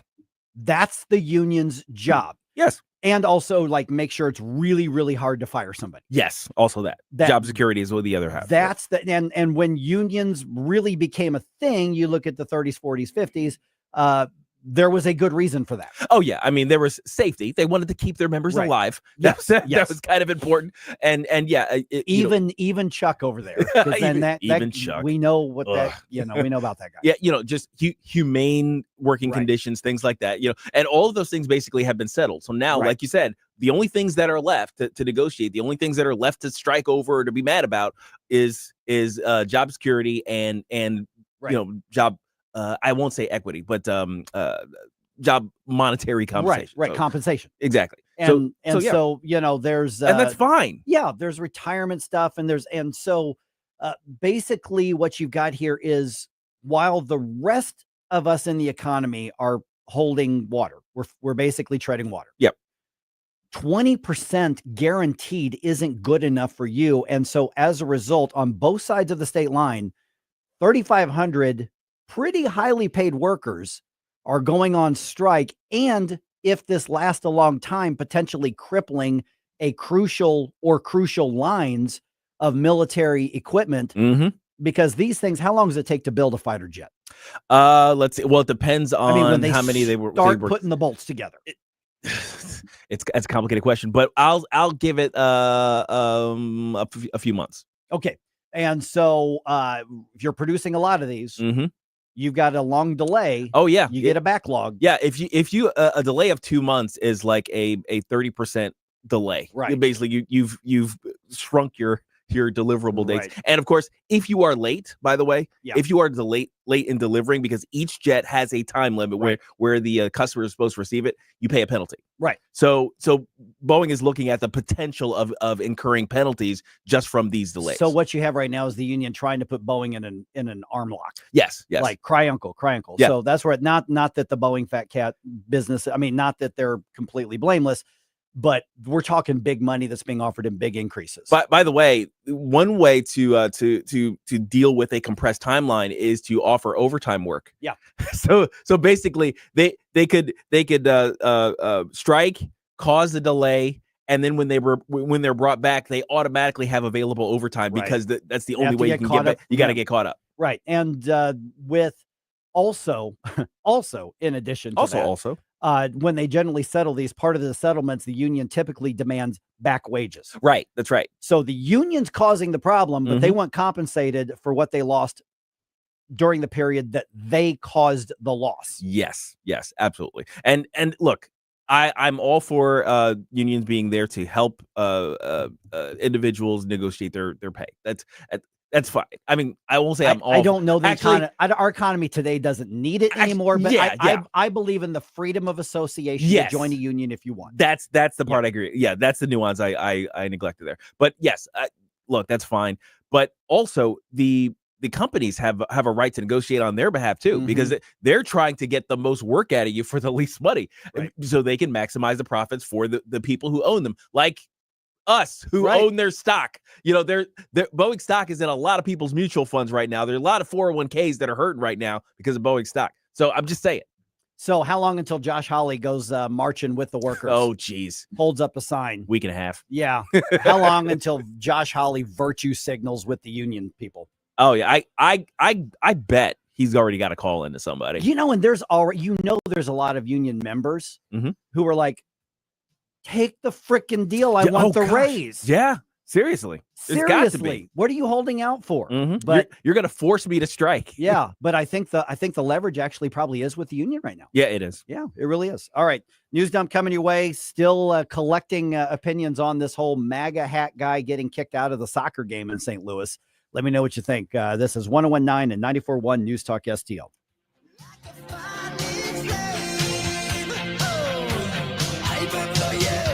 Mike Ferguson in the morning. Someone in that control room is out of control. On News Talk STL. Hey, Columbo here for Rockwood Charcoal. Rockwood is made from 100% pure Missouri oak and hickory, so you're cooking with the best and supporting local industry and a local business all at once. There's over 100 area Rockwood retailers. Find yours at rockwoodcharcoal.com. Hey, Jamie Allman here for Patriot Heating and Cooling. When your home's comfort is on the line, you need a team you can trust. That's why I recommend Patriot Heating and Cooling, St. Louis's trusted team of HVAC experts. These pros make customer service their number one priority, whether it's a summer breakdown or a winter emergency. Booking your service couldn't be easier. Just visit callpatriothvacstl.com or call 314-527-2722. Patriot Heating and Cooling. Comfort every day, the Patriot way. Here's a great way to save money on your prescription medications. If you take Viagra or Cialis, we can give you a way to pay as little as $2 a pill. Compare that to prices as high as $60 per tablet. These pills work for men and women to improve their sexual performance. And now for the price of 2 or 3 pills, you can get nearly 100. There's no need to pay expensive prices for Viagra or Cialis. Call now with your prescription and pay as little as $2 a pill. We offer 24/7 service and always free delivery and confidential packaging. Change your life for the better and have fun. Call Pharmacy Shop 24/7 to get generic versions of Viagra or Cialis for as little as $2 a pill, plus free discreet shipping. 800-631-2030. 800-631-2030. 800-631-2030. That's 800-631-2030. This hour of Mike Ferguson in the morning is brought to you by Stifel. Request a portfolio review from your Stifel financial advisor at stifel.com. That's STIFEL.com.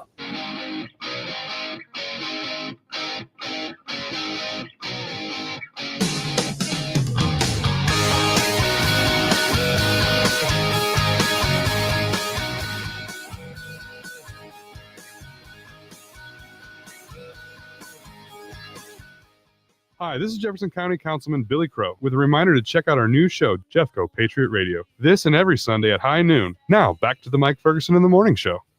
Oh, man, people are fired up about this thing. All right. The St. Louis soccer team, with the pink uniforms, they don't like red MAGA hats. They don't. Yeah, they don't. Not as much as the red, orange, yellow, blue, indigo, violet flags. Right. Yes. But is that the full story, though? Okay, so we definitely want your thoughts on this one, and they are pouring in, and the question's now up on Facebook. Yes, right? and now there's a poll on Twitter. Okay, so check out NewsTalkSTL. That's all one word. That's where you're going to find us, and let's go vote on that. I think I got the basic details for you here in a second. We're going to deep dive back into it at 7:35. I'm trying to give everybody as much opportunity as possible to sound off about this. Also, Texas Democrats, run away. I should have gotten that clip from Monty Python. Oh, yeah. Run away. Run away. And they're taking political shelter from J.B. Pritzker. Yeah, no word on whether their asylum claim will be accepted in the city of Chicago. No, I will try to make sense of that one for you. Here's my advice to the Illinois Democrats who have fled to take shelter in Illinois. At the buffet, make sure you are in front of J.B. Pritzker.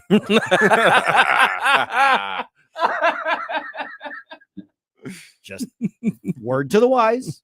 Just saying. See, it was another fat joke. I did. All right. And the Cardinals lose another series on the road. It is 6:49. Let's dump some news on you here. The morning news dump. Are you joking? Is this a joke? Listen, folks. The morning news dump. Will J.B. Pritzker fat jokes ever not be funny? No. Okay. Just want to make sure. There's no expiration date on those. No, clearly not. All right. Around 3,500 Boeing workers went on strike as of midnight this morning. That follows the union's rejection of another offer on Thursday. The company says that in addition to the 20% guaranteed raises over 4 years, an hourly bonus raise for workers with top-tier attendance, a $5,000 ratification bonus were all offered, among other increases to benefits. The International Association of Machinists rejected that. There are no plans for another round of negotiations as of right now. And I think we covered pretty much the rest of the details just a few minutes ago. So got some thoughts on it. Let us know. All right. Here's what conservative America's talking about right now. A red hat wearing Trump supporter gets kicked out of a City SC soccer game at Energizer Park in downtown St. Louis. His video has MAGA in particular really fired up. Michael Weitzel recorded himself being walked out by security because he would not remove his MAGA hat. Nope. From the premises because of Donald Trump, because we can't wear Donald Trump hats in public. And so now I'm being evicted from the premises. We need a big procession to get me out of here. Trump is not welcome in St. Louis City SC Club. Okay, so there's been no official response from the team. MLS policy prohibits political displays and messages of any kind at their games, but Weitzel argues that's one-sided since there are multiple LGBT flags on display at the stadium, as part of the stadium displays. Right. Yeah. It's the stadium putting them up even. So yeah, this is an interesting question because there's a bit of nuance here too. So we're going to get into that. I think when we talk about that more expansively. I'm just letting you have the big ramp on this. 7:35. Okay. 7:35. All right. President Trump says some Americans could get some kind of rebate from all of these tariffs. The president is considering a possible distribution or dividend from tariff revenue. I would say for people that would be middle income people and lower income people, we could do a dividend. However, he also said he wants to use tariff money to pay down the U.S. debt. Greg Clugston, Washington. And as we reported last week, Senator Josh Hawley has already filed some legislation to send out checks to certain people as well. I don't know whether those are actually going to come to fruition or whether this is just kind of a positioning statement that's happening, but that's being proposed. Personally, I would, if we're going to have the tariffs, which are bad ideas economically, but if we're going to have them, pay down the debt. Yeah, I mean, they're trying to do the "Hey, Daddy got a bonus, let's go get ice cream" thing, and I just pay the credit card, bro. Right, precisely. Okay, Illinois welcoming in scores of Democratic state lawmakers who fled Texas in order to stop a vote that would redraw the congressional district maps in that state. So, if the Republicans get their way in Texas, that would give Republicans 5 more U.S. House seats. Speaking from suburban Chicago last night, Texas House of Representatives Minority Leader Gene Wu says Republicans spent the entire special session on congressional redistricting. They have spent their entire time playing dirty political games that only help themselves. And Governor J.B. Pritzker there to welcome them with open arms. And I'm sure this has nothing to do with the 2028 presidential race. He says Illinois stands with them. We are very pleased to welcome you and to stand in solidarity with you and send a clear message to all Americans.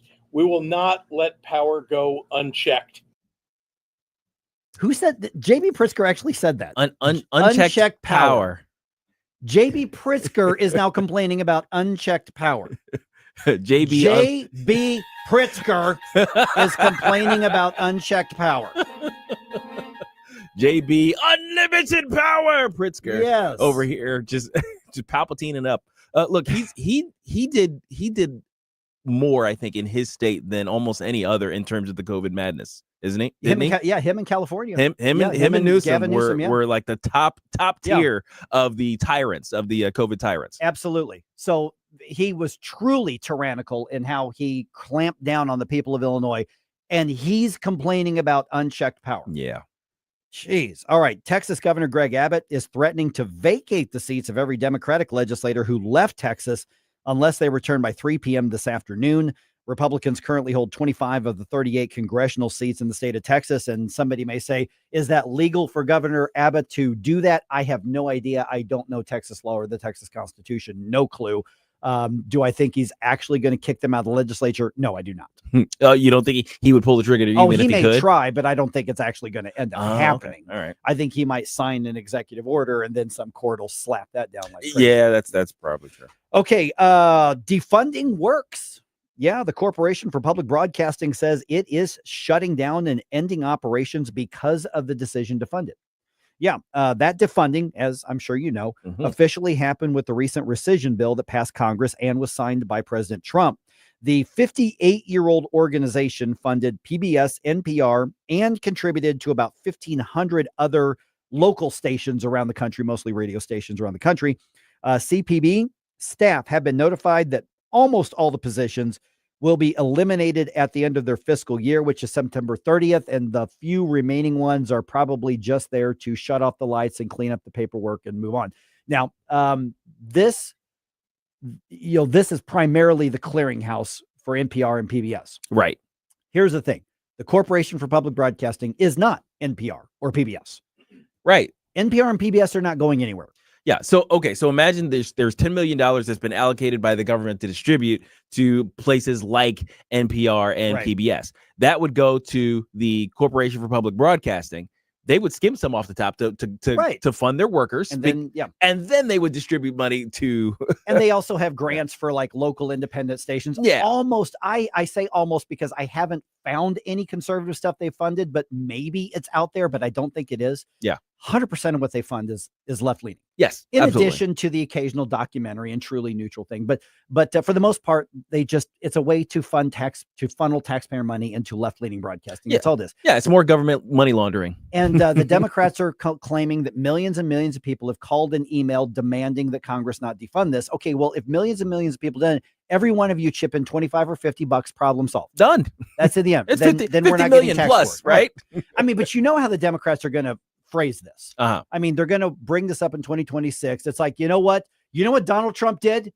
He grabbed Mr. Rogers off that little trolley and beat the crap out of him. With Elmo. He beat Mr. Rogers with Elmo.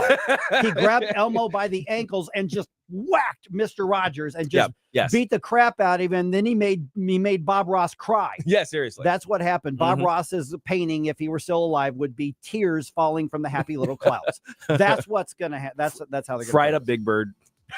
Made him eat it. I'd watch that. I'd donate to see that. It's a Mad Max. I mean, Thanksgiving's right coming up. Oh no.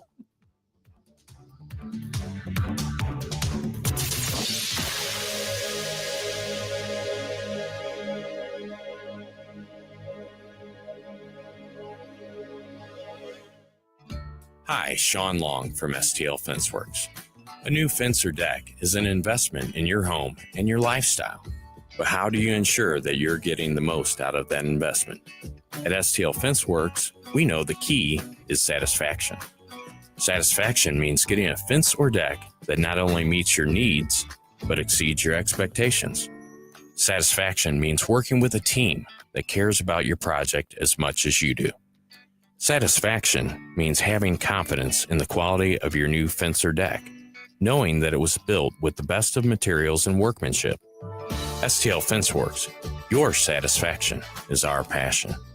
And for me, satisfaction is knowing that providing for your family is how I provide for mine.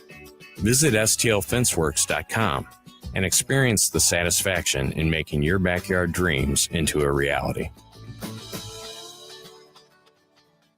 Did you know that we have a locally owned, independently owned family jewelry store right here in the St. Louis metro region that can create unique pieces for your family members and your loved ones? Newstetter's Fine Jewelers. That's the one we have. Tim Jones here to tell you all about Newstetter's. You can find them 24/7 at wilddiamonds.com. I have been there a multitude of times along with so many of my family and friends because Newstetter's is local, family owned, and provides honest jewelry solutions. They've been doing it for well over 50 years. You can find out everything they've got at wilddiamonds.com. That's Newstetter's Fine Jewelers, wilddiamonds.com. Hey, it's First Alert Chief Meteorologist Steve Templeton from Channel 4, and we are proud to be the official weather source for News Talk STL. Just like you've grown to expect from us at Channel 4, you can expect the same accurate, detailed, and timely weather coverage from News Talk STL. The First Alert weather team will keep you ahead of the big weather changes.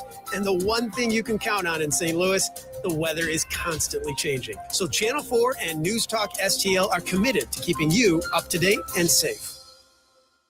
KLGY HD3 Clayton, K270BW Bellefontaine, KNBS Bowling Green. This is News Talk STL at 1019, 94.1, and always streaming at newstalkstl.com. News this hour from townhall.com.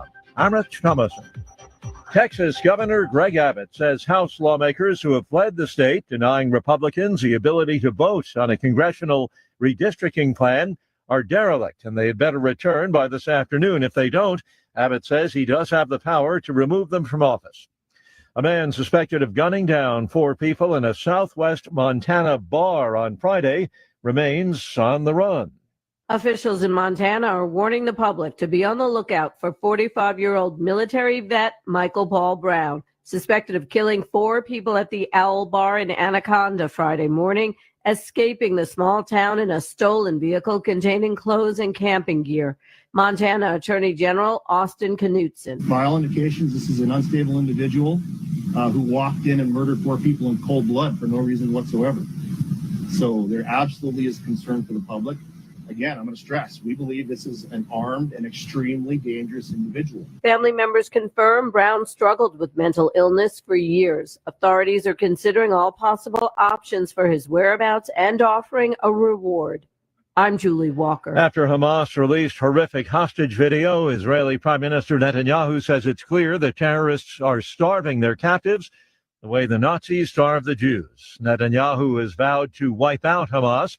And Matthew Continetti with the American Enterprise Institute says really there's no other option. And our latest read out from Hamas is that they don't want to have any negotiations until Israel says the war is completely over. Well, the hostages are still there. So you're going to have to break this impasse somehow. Continetti speaking with the Salem Radio Network. Watching Wall Street this morning, stock futures are higher. The Dow futures up 194 points. NASDAQ futures ahead 176. More on these stories at townhall.com. This is Dennis Prager for AmFed Coin and Bullion. There's something about the feel of a gold coin in your hand and the way the light reflects off its intricate details that has always captivated me. Nick Grovich, AmFed's owner, turned that same passion into his livelihood. Nick began collecting coins as a teen, and that interest grew into a nationally respected business offering only the finest quality coins at the most competitive prices. But the truth is that although Nick is a rare coin dealer, he doesn't believe in rare coins. Rare coins do not make sound investments, but they do make dealers a lot of money. See, that's part of what I respect about him. AmFed specializes in buying non-performing numismatic coins and turning them into gold or silver investments that provide liquidity and perform competitively against the market. Whether you're buying or selling, call 800-221-7694. That's 800-221-7694. AmericanFederal.com. From the Michaels Flooring Outlet Weather Center. Wow, coming out of that fantastic weekend, we'll keep temperatures below normal again today, and humidity at a comfy level by August standards anyway.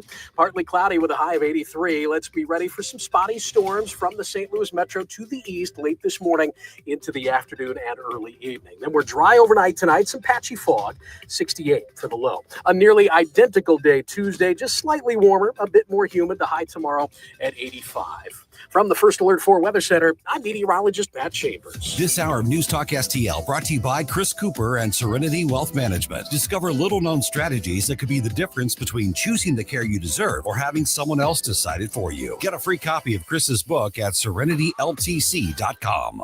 If you turned 65 recently like me, it's important you find a Medicare Advantage plan that gives you the coverage you're looking for. But finding one can be difficult. The best thing I did, and I suggest you do the same, is call a licensed insurance agent and let them walk you through your Medicare Advantage plan options. There are so many benefits you have access to, so make the call now and let the representatives explain everything to you. Our licensed insurance agents can offer you a variety of Medicare Advantage plans. Plus, the call is free, the information is free, and there's no obligation to enroll. We're here to make it easy for you to select a Medicare Advantage plan that may work for your needs. Finding a Medicare Advantage plan can be easy if you do what I did. Make a quick call right now to learn more. Thank you. 800-439-7851. 800-439-7851. 800-439-7851. That's 800-439-7851. Mike Ferguson, You play ball like a girl! Gabe Phifer, Triple dog dare ya! Get up! Get up! Can't you hear the alarm? Get up, St. Louis. So it's time to get out of bed. Pour yourself the greatest cup of Kofifi the world has ever seen. Rise up with one voice, drain the swamp, and take back our country. Today's the day we're going to do it, and it's time to do it right now, believe me. Mike Ferguson in the morning on News Talk STL. Get up! Get up! This is your cousin. All right, we're going back to this soccer game thing. Mhm. I mean, people are really fired up. A lot of great comments and observations and hot takes happening on News Talk STL social media. The guy with the MAGA hat kicked out because he wouldn't take it off. So 7:35, we're going to go back into a deep dive on that. And listen, let it rip. I'm telling you. Absolutely. I don't care if you agree or disagree with us or what your take is on it. Let it rip. We'll do that around 7:35. In the meantime, you can go on, any of our social media platforms and make comments. We're going to be collecting those over the next 30 minutes, or send us a voicemail through the News Talk STL app. All right, 7:06 right now. As we updated you on Friday, the opposition to that corporate welfare bill, the one that gives all that money to the Kansas City billionaires, that fight's not over. We've got an update for you right now. We're joined by State Senator Mike Moon. And Mike, appreciate you being on the program here. Okay, so you are part of the lawsuit that's filed in challenging this particular law. Let me start with the kind of the foundational, the basics on this. On what grounds are you challenging the law that the governor signed in? They say $1.5 billion, but my guess is this is probably going to end up costing about $2 billion. That's probably right. We have about 5 different principles that we're challenging here. First, it's granting public money to private persons. There's a special law involved. It's got multiple subjects in the bill. The title's not clear, and it changed from the original purpose to the finally passed bill. It changed. So those are foundational principles that are found in the Constitution of the state. And I believe we violated those principles. Good morning, Mike. Gabe Phifer here. So, what's the likelihood you think of getting a favorable ruling on this particular lawsuit? I know there are some venues where it can be difficult. Is this one of those, or you think this is going to go your way? I think there's a possibility it could go our way. There have been some decisions made by the courts in past years that have done that very thing. So I think this is one of those that it's clear. I believe if a logically thinking judge will actually look at the facts, I believe that they will see that we have violated the Constitution. We are visiting with State Senator Mike Moon, and we spoke with, I'm sure you know, Dave Rowland from the Freedom Center, Missouri, and he commented, he commented back at the conclusion of the special session on this show. He said, this law is unconstitutional. Somebody should challenge it, and so that's happening right now. And my understanding is Beavis is representing you. Beavis Shock is representing you. That's a pretty high-powered lawyer right there. Beavis loves suing the government. You betcha. So Beavis is, I know Beavis. And so here's the question then is regarding, and obviously to Gabe's question, as a lot of courts in Missouri are hesitant to get involved in legislative matters. So even if they think that you're right, there's the chance that politics plays a role in this as well. How soon are we going to kind of know what the landscape is? My guess is that the courts would probably want this to happen sooner than later, because ultimately I'm guessing the Missouri Supreme Court's probably going to decide this after a couple levels of appeals. Well, August 28 is the date that bills that are signed by the governor go into effect. So I'm hopeful that some action will be taken before then. So that's just right around the corner. Regarding the bill itself, there's people like me who don't like the bill. It's corporate welfare. As far as I'm concerned, we've gone through all the mechanisms of it. I think the Heartland Institute study and almost every study since then has shown that these public subsidies don't make an economic difference on this. But what about the argument that we're in a republic? It's a democratic process. You know what? That side won, this side lost. But frankly, I think the right side lost. And we should just accept it and move on. And we can't take every single, defeat to the courts. Because I've seen some people complaining on that. So what's the answer to that? Yeah, I think far too few bills that have been passed by the Missouri General Assembly have been challenged. And that's unfortunate because when you look at what the legislature does, it has a direct impact on the residents of Missouri. And when you consider just in the Missouri Constitution, in Article 1, it states that all political power is vested in and derived from the people. And so we should have this check in place where that if there's, especially an egregious violation such as this, that we're actually robbing the people to pay the Hunt family and some others. That just should not happen. And so I disagree that we should just let it go. This is something that whether everyone will be impacted the same, that's up to discussion. But I think this is a challenge that is necessary, and I'm hopeful that we'll win it. Let's war game the outcomes a little bit. So if we win this, do we just kind of take the win and move on? It's like, okay, we're good, we're done. We don't have to do anything more. Just negate what happened. Just negate what happened, and then it's like, okay, we'll call it good. Or is there more to do after that? And now, if if the lawsuit fails, then are there other mechanisms to try and rip this thing out of legislation as well? On the latter question, I don't know exactly what that landscape looks like, because usually once the court decides that, there may be an appeal, but I kind of doubt that'll happen. On the positive side, though, if we win this should send a strong signal to the legislature to say, look, you raised your right hand, swore an oath to support the Constitution. Now let's get to it and do it. The Constitution provides guardrails for the legislature on how we act. That gives us our marching orders. And so if we don't follow the guidelines that are established by the people in the Constitution, then we shouldn't be there. And so this should be a signal to all those who are listening, whether you're listening or not. If you elect someone, you need to hold them accountable. And I'm included in that bunch. So watch what we do, and hopefully a win will be done here. And if that's true, the legislature hopefully will say, look, we need to really start paying attention to what we're doing. I'll give you an example. Last session, at the beginning of it, in the Senate especially, we talked about adhering to the Constitution's provision on single subject bills. Well, that lasted about 5 minutes. And so I'm hopeful that we'll take this seriously either way. Well, yeah, I want to follow up on that. We're visiting with State Senator Mike Moon, as I just said a little bit ago, because other parts of this was that hodgepodge of property tax relief, which legislatively seems like a mess, even though I want to see property tax changes in the state. And then obviously the emergency disaster funding as well. A lot of that primarily in St. Louis for the tornado. So all of those things were included in this. And there may be other people say, wait a minute, are you going to strike down all of that if the court goes this way, or is it severable and some of the things that are more popular could hold on, or is this going to be an all or nothing situation?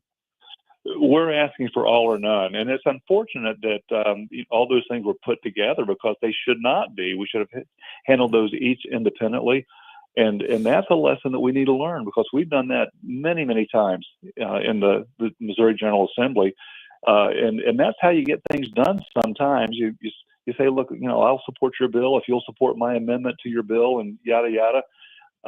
I get that, but that's not how the Constitution lays out the specifics on how you pass a bill. And so it's important for us to do things as simply as possible. And you've probably seen these omnibus bills that we pass through where they've got so many different complicated subjects in them. And it's hard for legislators to understand, but they're passed because, well, we trust the lobbyist or whoever's promoting the bill. If we would take things independently, one bill at a time, hopefully they'd be simple enough to understand. Even the public would be able to follow that. And the legislators are public too. And I'm going to be honest, sometimes we don't understand what we're voting on. So we need to do this as simply as possible. Yeah, I appreciate you being on enough to say that, because privately, almost every lawmaker says most of us are not, or some of us don't understand what we're voting on, but we're relying on lobbyists or activist groups or something, whether it's on the left or the right. I've had both Democrats or Republicans tell me that, and they always just shrug and say, well, that's just the way it is. But I always wonder, does it have to be that way, or can we do this in a more competent way? The trade-off would be government would do a lot less, and that sounds actually good to me. Absolutely. And going back to the Constitution again, it requires that. And as far as the simplicity of it, single subject bills, one purpose, and it can't change through the amending process. If we would stick with that principle alone, it would solve a lot of problems. One last question for you, Senator Mike Moon. I appreciate you being on the program here today. And I should have give you a heads up. I was going to ask you about this. Senator O'Loughlin now saying it's likely there could be another special session to talk about redistricting and basically drawing an additional congressional seat for Republicans. What's your take on that? Well, I proposed a 7-1 map during the last map drawing, and it was shot down, thinking that it can't be done. And now they're wanting to go back to that. I believe that mid-census, we should not be taking that up again. Even though the Democrats in other states are doing it, and they're wanting to redraw their maps, I think it's wrong. I believe that we should stay with what we've got. And if we did have a 7-1 map, if you look at the way those maps are drawn, it makes a more homogeneous state makeup, and I'm not sure if the lines would be blurred so much that you really wouldn't have Republican or Democrat. I get the sentiment, but what if the tables are turned and Democrats are in control? Now they're wanting to do that. Would we be very happy? Probably not. All right, stay Senator Mike Moon. We've already tagged you on our social media. Really appreciate the update here, and I'm probably going to pester you for more down the road here. I hope you will. Thanks for having me on this morning. All right, thanks a lot. All right, 314-912-1019. Okay, I'm putting out the clarion call now, guys. 7:35. We're going to talk about the MAGA supporter being kicked out of the soccer game in St. Louis. So get ready for your comments. Put them on social media. Get ready to call me and get involved in the conversation. Also, we have an amazing social media presence, so it is slowly developing and growing day by day, such as our Facebook, our X, our Rumble. Somehow, some way, we are still on YouTube even. I don't know how that's happened. Yeah, I really don't. So you can help us change that, or you can subscribe and follow us on News Talk STL and all those glorious platforms. Stop right now. I have had enough of this. Turn my eyes to your indifference. Stop right. Mike Ferguson in the morning. I like it, but they're going a little overboard with the dancing. On News Talk STL. Get up, can't you hear the alarm? Get up, this is your cousin. Tim Jones and Chris Arps in the afternoon. Border crossings are at an all-time low. We're talking with Laura Reese from Heritage and also Susie Moore from RedState.com. Tim Jones and Chris Arps. Weekdays at 4 on News Talk STL. Hey, it's Susie Moore. If new flooring makes you think hassle, think again, because Michael's Flooring is changing the game. For over 30 years, Michael's has been locally owned and trusted for quality, variety, and amazing service. Whether it's carpet, hardwood, laminate, luxury vinyl, or ceramic tile, their expert team makes installing new floors exciting, not stressful. That's why customers keep coming back. Visit Michael's Flooring at St. Peter's, Starting Prairie, Creve Coeur, or online at igotfloored.com. That's igotfloored.com.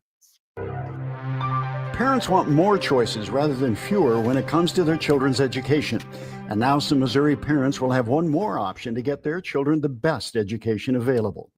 Low-income students and those with disabilities in Missouri's largest communities can now apply for an Empowerment Scholarship Account, or ESA. With an ESA, the money the state would normally pay to your child's public school goes into an account that you control. You can use the funds for private school tuition, online learning programs, a private tutor, or other approved uses. You can tailor your child's education.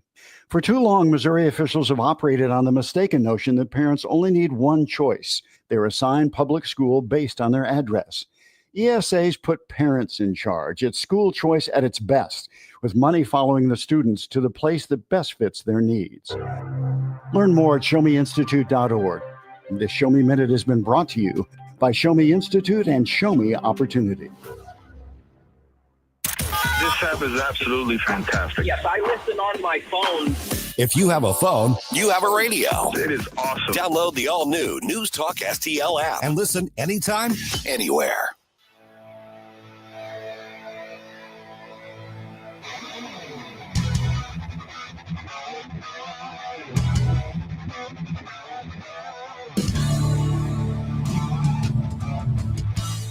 Hey, this is Vince Colonnese. I'll talk to you tonight at 8, but now back to the Mike Ferguson in the Morning Show on News Talk STL.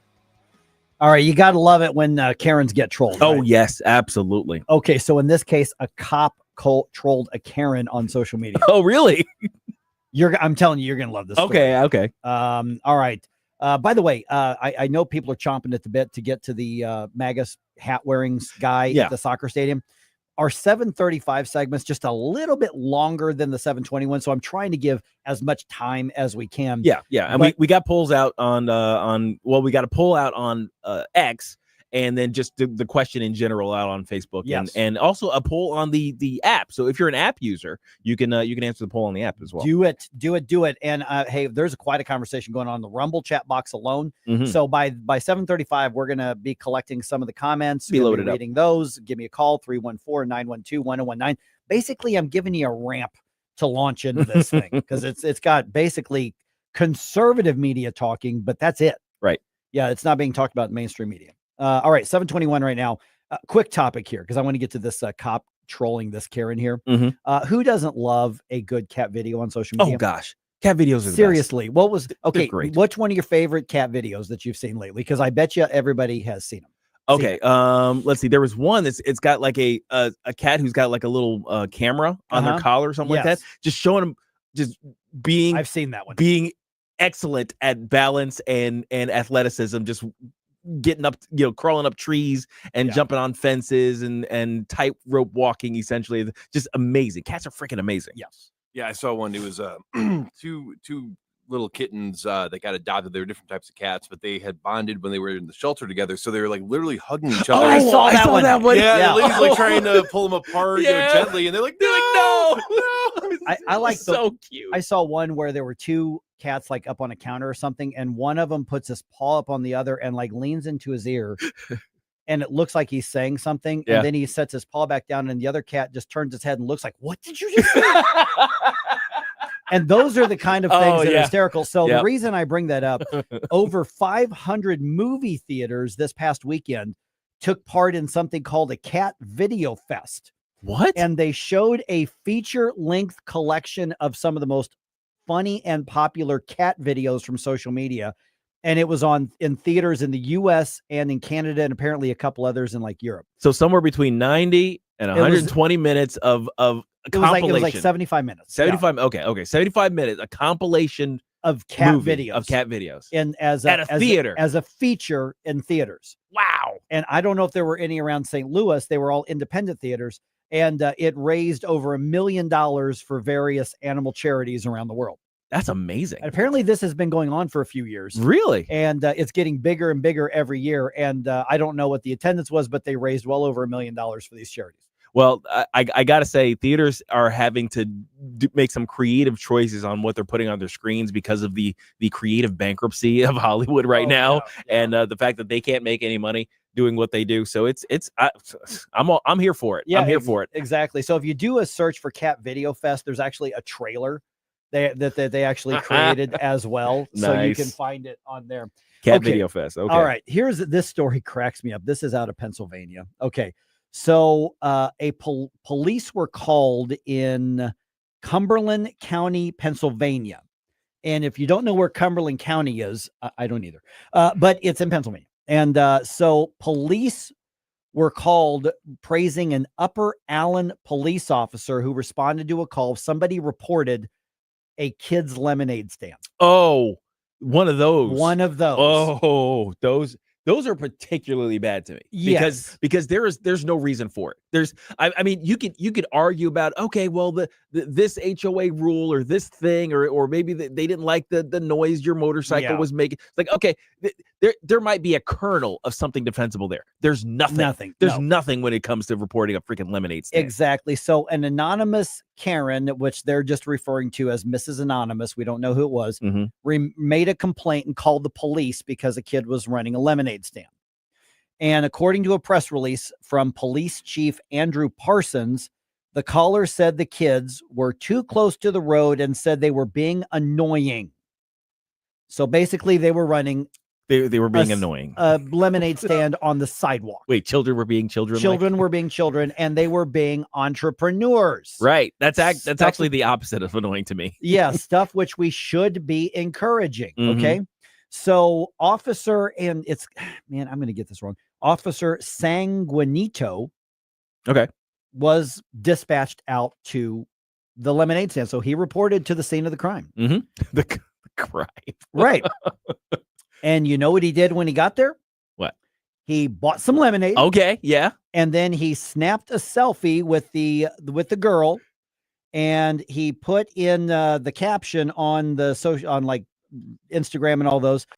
Thank you to Mrs. Anonymous for calling to complain about a kid's lemonade stand. We responded and enjoyed a refreshing cup while making some new friends.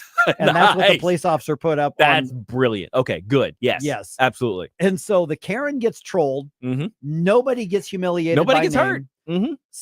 Karen's really, really angry right now because they let the lemonade stand. Seething. The kid gets probably free advertising. And the cop shows, you know what? This is stupid. We're not only are we not going to do anything about it, right? We're going to let you know. Stop being a jerk. Yes, absolutely. That's a picture perfect. Don't mind the pun. Response to that whole complaint. What motivates people to do this kind of stuff? I mean, that's seriously, a good question. I got to tell you, as much as I love the animal videos, which, by the way, I saw another one the other day, and I always send these to Gabe. Crap, now I want a baby red panda. Yeah. Now I want one because I saw a video and I'm like, I really want one. But as much, yeah, that's right. I love it.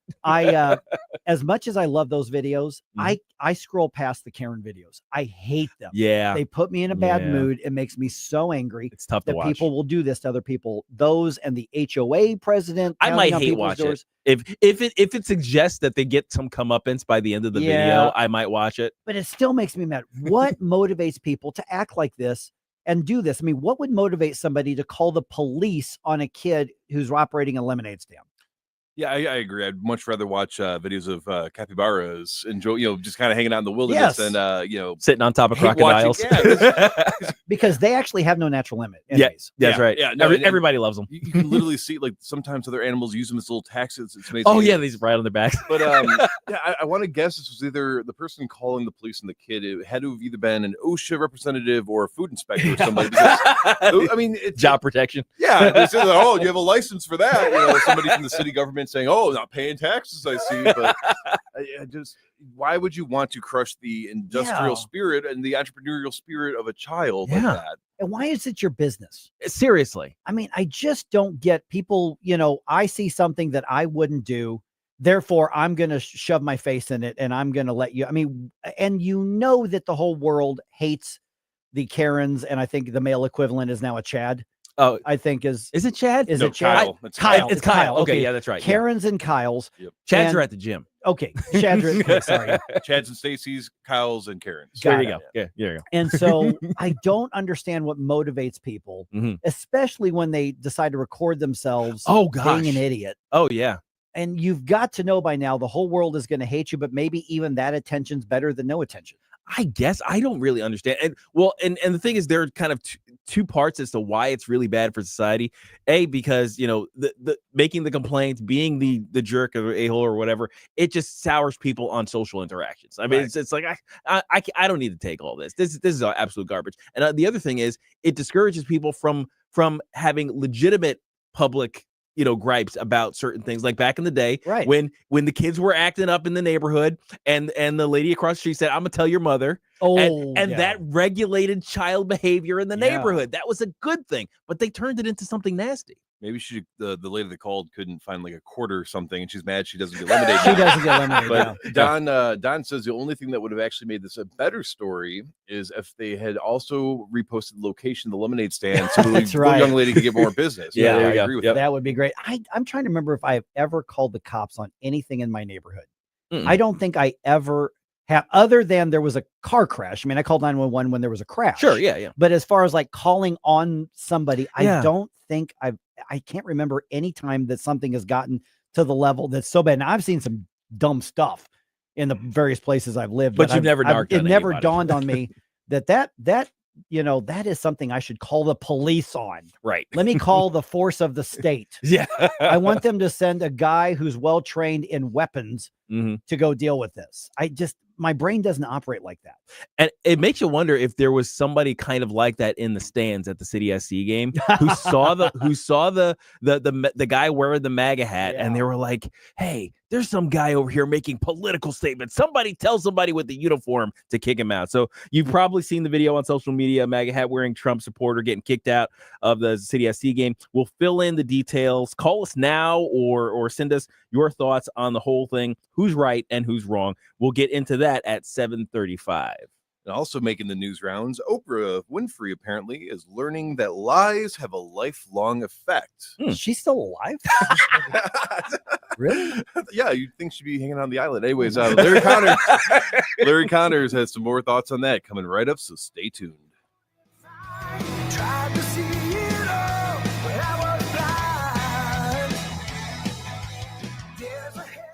Mike Ferguson in the morning. Always be yourself, unless you suck. On News Talk STL. From the Michaels Flooring Outlet Weather Center. Wow, coming out of that fantastic weekend, we'll keep temperatures below normal again today, and humidity at a comfy level by August standards anyway.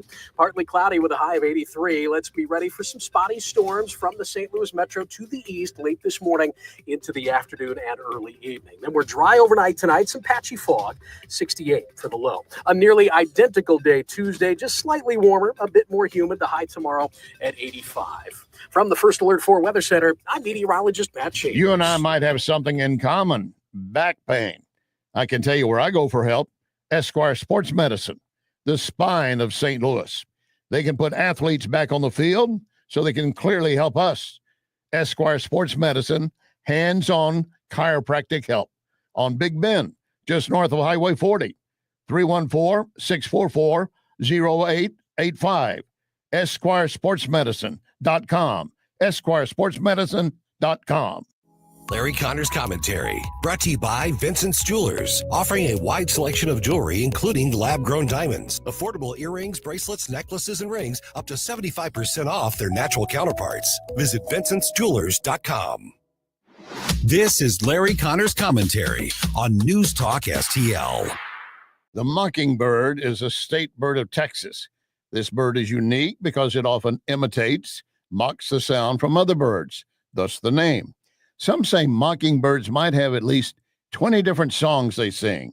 Some experts claim dozens. Now, where's this going? Let me take you back to 1977. A covert CIA program was created. It was a program designed to infiltrate newsrooms, recruit journalists, either to work directly with the CIA elsewhere or work with the CIA while in a news outlet, like the New York Times, Time Magazine, other publications, and broadcast networks, such as CBS. This was before CNN. So Operation Mockingbird, used by the CIA to basically alter, create, shape stories the CIA wanted. Their recruits learned to sing various songs. I don't know for a fact how many songs a real mockingbird can sing. And also have to admit, we have no idea of how many false stories were created during Operation Mockingbird. Get more Larry Connors on Larry Connors USA. Tonight at 6 on News Talk STL. I want to tell you more about Wellington Environmental's dustless blasting services. Wellington can blast paint, grease, graffiti, even stripes off parking lots. Truly amazing and powerful. But can Wellington blast something more sensitive? Yes, Wellington can use dry ice to blast soot and odors off smoke-damaged surfaces right after a fire. Currently, Wellington uses dry ice to clean mold off wood inside a home. Why? Well, dry ice immediately disappears, turns into a vapor. That means no mess to clean up, no damaged surfaces. You need to check with Wellington, always researching and practicing with new, better, faster, safer equipment and products for you. And it's very easy to schedule an estimator for your next project. Call Cindy, 314-644-4930, 644-4930. Be well with Wellington. Now you can fly anywhere in the world and pay discount prices on your airline tickets. Book a flight today to London, Paris, Madrid, or anywhere else you want to go and pay a lot less guaranteed. Call the International Travel Department right now at Low Cost Airlines. 800-515-2397. 800-515-2397. That's 800-515-2397. If you find yourself feeling out of place in the world, it's comforting to know conservative values haven't been abandoned everywhere. The far left wants to destroy conservative values in America. This is News Talk STL. Welcome home.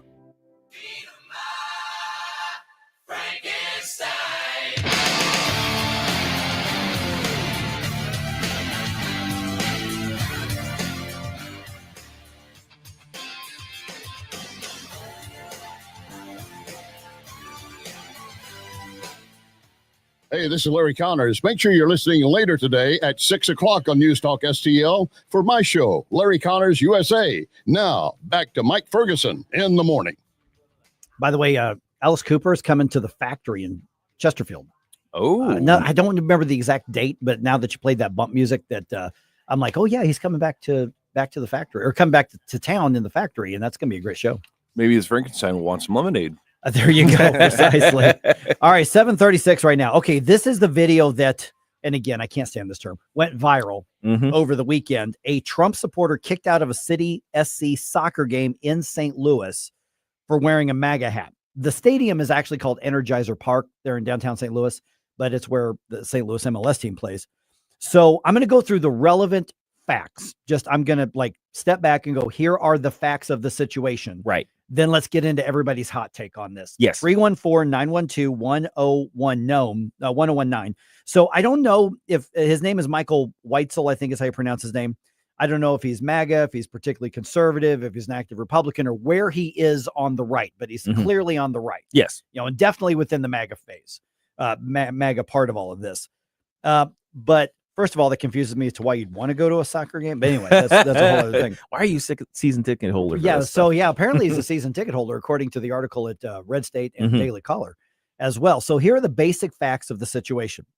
He was evicted from a recent game, and there wasn't a game this past weekend. So this must have been the weekend before. Right. But the video just now kind of hit. Hit the internet. TJ Moe hit that, put that out, and a whole bunch of people put it out, and they retweeted him.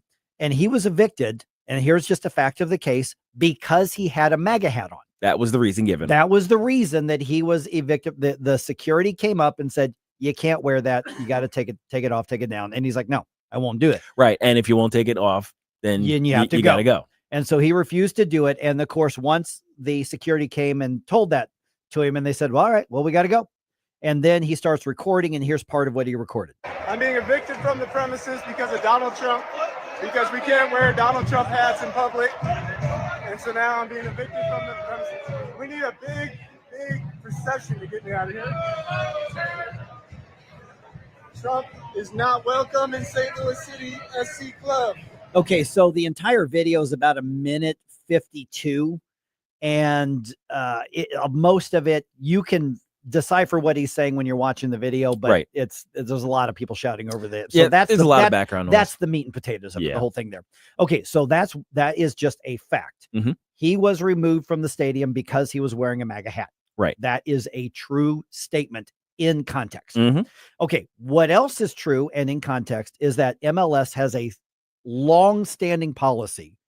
I think it goes back basically to day one, but it's a long-standing policy and one that's mirrored in many other venues. Many actually, there's probably that way for like concerts and all kinds of things too. Maybe, yeah, but I think the NFL has it, and but political statements, signs, paraphernalia are not allowed at any MLS game. Let me read it verbatim. Because you've got by the way, you're reading from the MLS website. This is the MLS fan code of conduct, displaying signs, symbols, or images for commercial purposes or for electioneering, campaigning, or advocating for or against any candidate, political party, legislative issue, or government action is prohibited. Okay. So basically no politics. No politics. And the flip test is, let's say this is last year and somebody had a Harris Walls hat on or t-shirt on. Right. Would they have been confronted the same way? My guess is yes. I would assume I mean, yes. truly, my gut says I would assume yes. As deep blue as soccer culture is in America, I still think they probably would. Right. So those are the two facts. He was kicked out because he had a MAGA hat on. The policy says you can't have anything political. Another fact is, and he pointed this out in the video, that the stadium itself flies pride flags. Like gigantic ones. I mean, I've never been to an MLS game there. I've been to MLS games before, but I've never been to a City SC game. Probably never will. But my understanding is, they are a big LGBT ally. They are a big LGBT movement participant. They do the whole rainbow social media stuff, and apparently they fly pride flags at the stadium. The team actually flies those. If I remember correctly, there's like an associated kind of slogan. It's like soccer is for everyone, and then that's kind of part of their whole deal. Now, Jerome, you said that in some of the video you saw like also a BLM flag. Is that right? So the quality is not great, but I'm sure you remember those black and white flags. Yeah, absolutely. Black flag with essentially just the lettering, Black Lives Matter. So when the gentleman's being escorted, he's talking to the security guard. He's pointing over to this area, and you can see that clearly these are not, they don't look like they would be sports flags. And one of them is black and white with the big white lettering on it. So it's kind of, you can't really make the lettering out. But it very closely resembles that. So I'm trying to actually see if I can get a clearer photo of some sort. So before we accuse them, let's make sure that's what it is. But the left says that pride flags are not political statements. Right. Which is nonsense. That's absolute nonsense. So it's is it partisan?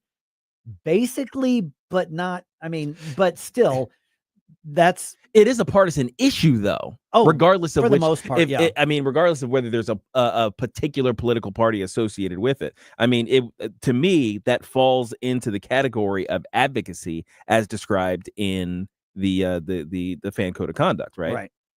I would think so. So let's go around and get some hot takes here. Righty Right, by the way, on Rumble says, we should contact him, give him a News Talk STL shirt so he can wear it for the next game.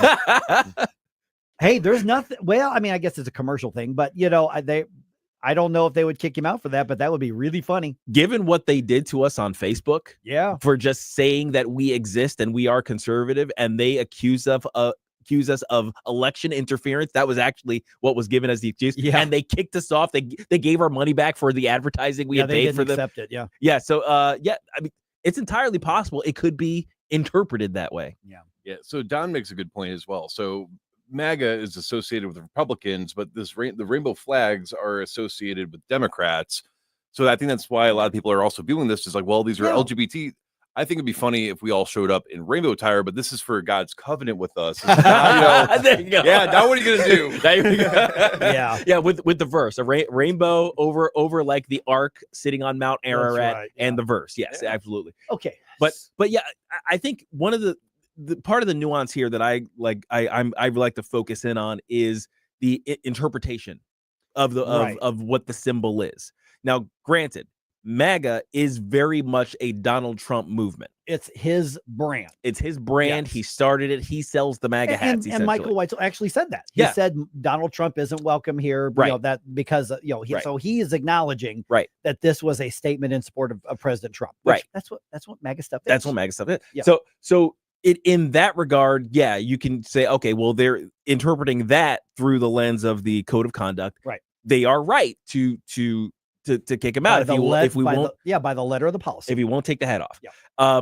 Now, of course, the LGBTQ flag, I think, is equally associated with the left. It's difficult for me to divorce it from leftism. Right. The rainbow flag carrying version of whatever LGBTQ quote unquote rights that you were going to talk about. Right. So is City SC completely hypocritical in that element of it? Yes. Absolutely 100%. 100%. You know, City SC is clearly a left-wing business, which you have the right to be. Mm-hmm. Yeah, sure. They've got the right to be as left-wing as they want and let the market decide how.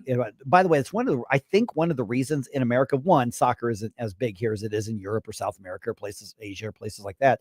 But that stadium's only about 22,000. Yeah, it's half the size of the baseball. Right. The Battle Hawks outdraw City SC. Mm-hmm. Because the Battle Hawks will get 35, even 38,000, sometimes 40,000 in a game. And, you know, if they built a 40,000 seat stadium, they might have gotten it the first season, but no way they get that anywhere near that. Mm-hmm. So this is about the capacity that they're going to have. Right. So this is kind of a second tier of the so-called major league sports. Yeah, I think they're at the maximum of their level of fandom in St. Louis. I think so. And so here's the thing is, do they have a right to be a hypocrite? Yes. Sure.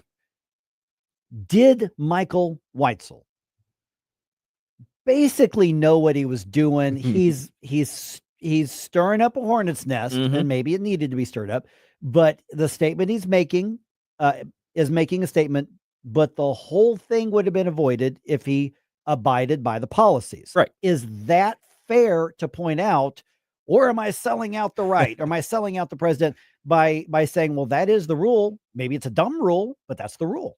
I think the right needs to we need to be fair in the way we discuss these things. Right. Because I think two things can be true at once. One is he knew what he was doing. I think he went there specifically to see if he would get a reaction from his Trump hat, and he could leverage with the footage to quote unquote go viral, which Mike hates that term.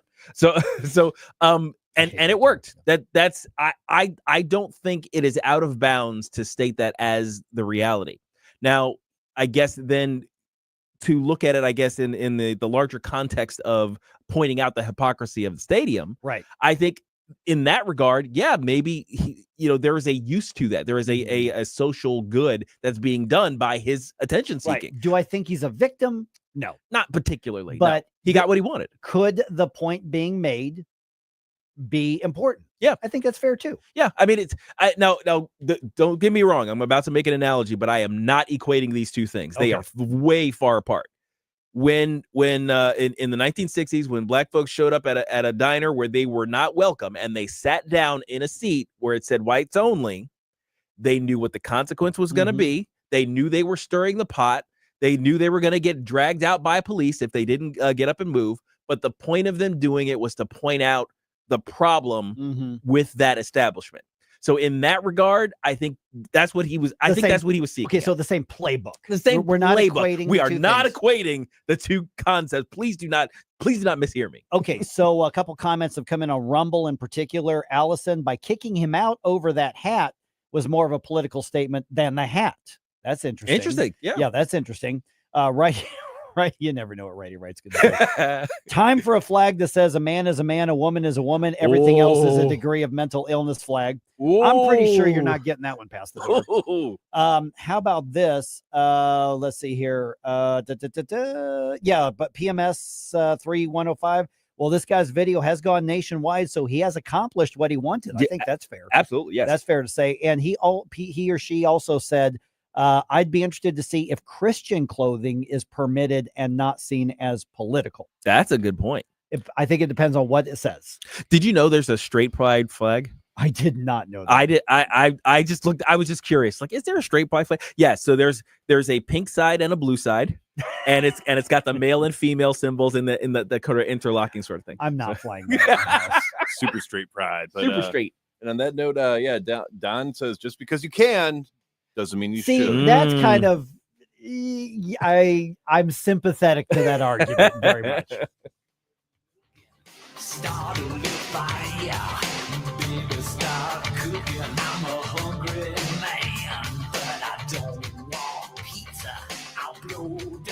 Mike Ferguson in the morning. He picked the wrong schoolyard to come into, I have to tell you this. On News Talk STL.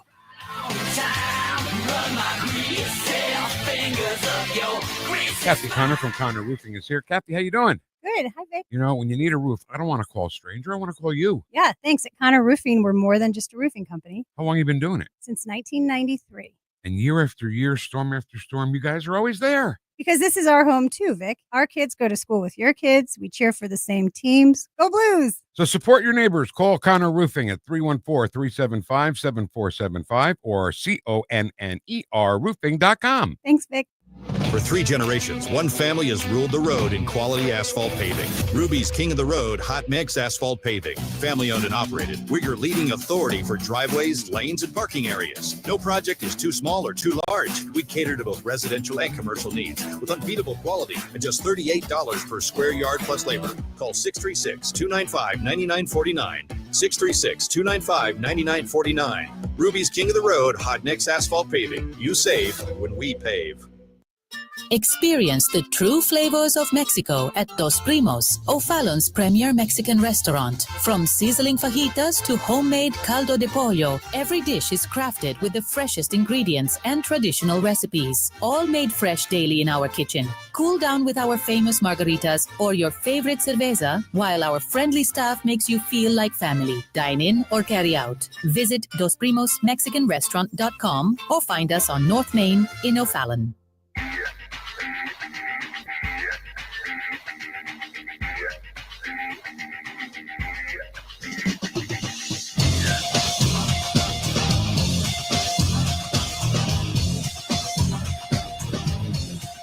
Love the music you hear on the morning show? Check out Mike's morning music playlist at newstalkstl.com. Okay, people just really want to keep talking about it. Okay, so 820. Let's do it again. The funny part is that, and I say funny in a very good way, is that the more we dig into this, the more different hot takes and perspectives we get on the social media reaction to this. They all start coming out. Yeah. And bubbling up. there are polls up right now that we put up. Look up News Talk STL and comment on them, vote. And why don't we give an update on those around 820 as well? Yeah. Otherwise, in a world where everybody hates each other, even at soccer games, Gabe, I need you to tell me something good. Good news, everyone. Tell me something good. An absolutely staggering rescue story comes now from Russia, where a Good Samaritan tugged an unconscious man clear of an oncoming train with less than a second before it passed over him. Like in the movies. Yeah, basically. Security camera footage shows a tall man stumbling towards train tracks while what are clearly the headlights of an oncoming train illuminate the tracks, where the man eventually falls down face first, just face plants right there on the tracks. Now, whether he was intoxicated, suicidal, or suffering from a medical emergency is not known, nor is the identity of his savior. What is known, however, is that from an area on the other side of the tracks, 2 men see what's happened, and one of them sprints 20 yards, leaps the tracks, and with what we can only assume to have been a almighty hoist, pulls the prone body off the track just as the train passes by. It looked like a scene from a movie. So we're looking like adrenaline. Oh, strength. man, Wow. absolutely. Now, the local newspaper has put out a notice saying that the hero is being sought so that he can be honored properly by the community. Tell me something good. Little wonky tech stuff here because I got to scratch that itch. Because you're a nerd. Nerd! An Australian R&D team is hoping to revolutionize the energy industry with a new way to create and transport renewable hydrogen energy. So this is actually kind of a neat thing that they came up with.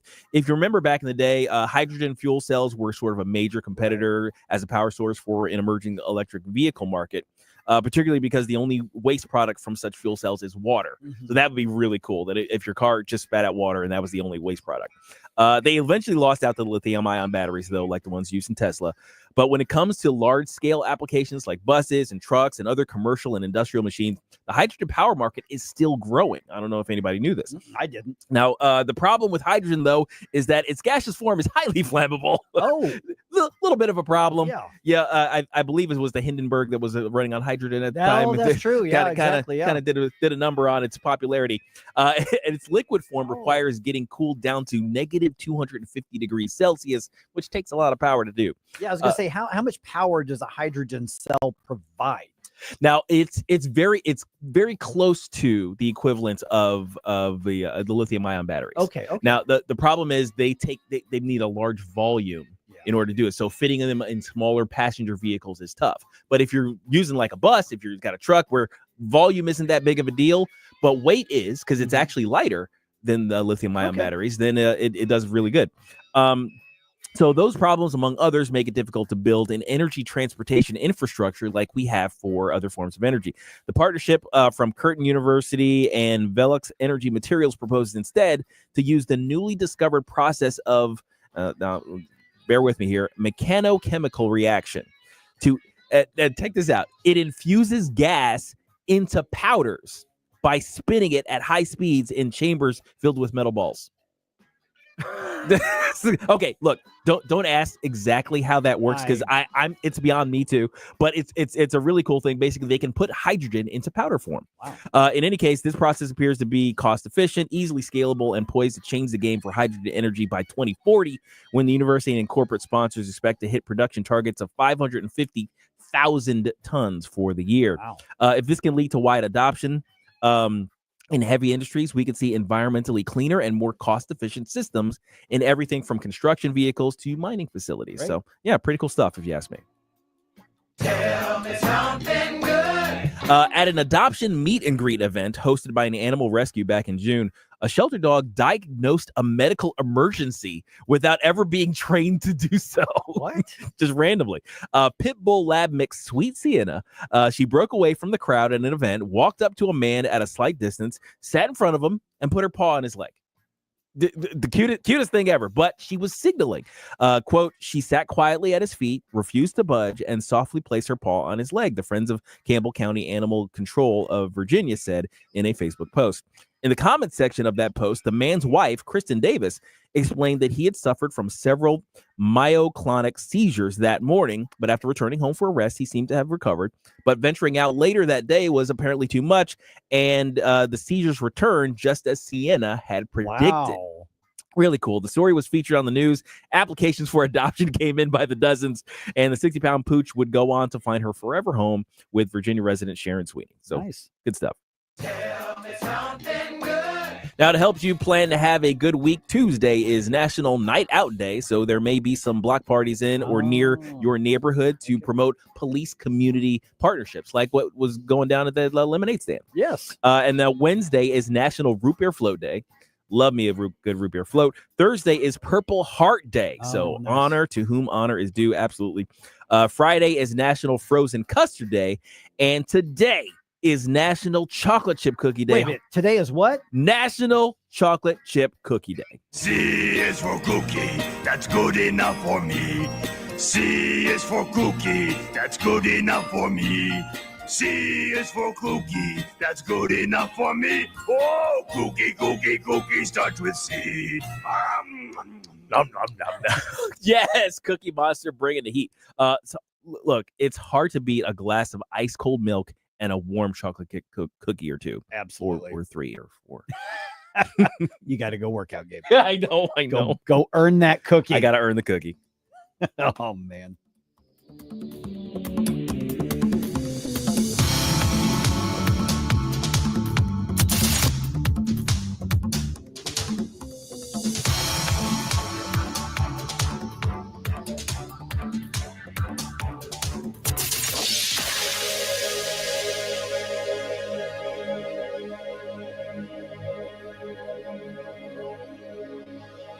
Hi, I'm Rodney Wallner. And I'm Jen Wallner with the Wallner Home Selling Team at Berkshire Hathaway. Hey, Jen, how do you sell your home for top dollar? That's easy. Call the Wallner Home Selling Team at 314-810-SOLD. What if I want a flexible commission plan? Call the Wallner Home Selling Team at 314-810-SOLD. What's the best time to sell your home? Right now, call the Wallner Home Selling Team at 314-810-SOLD. For all your real estate needs, call the Wallner Home Selling Team at 314-810-SOLD. That's 314-810-SOLD.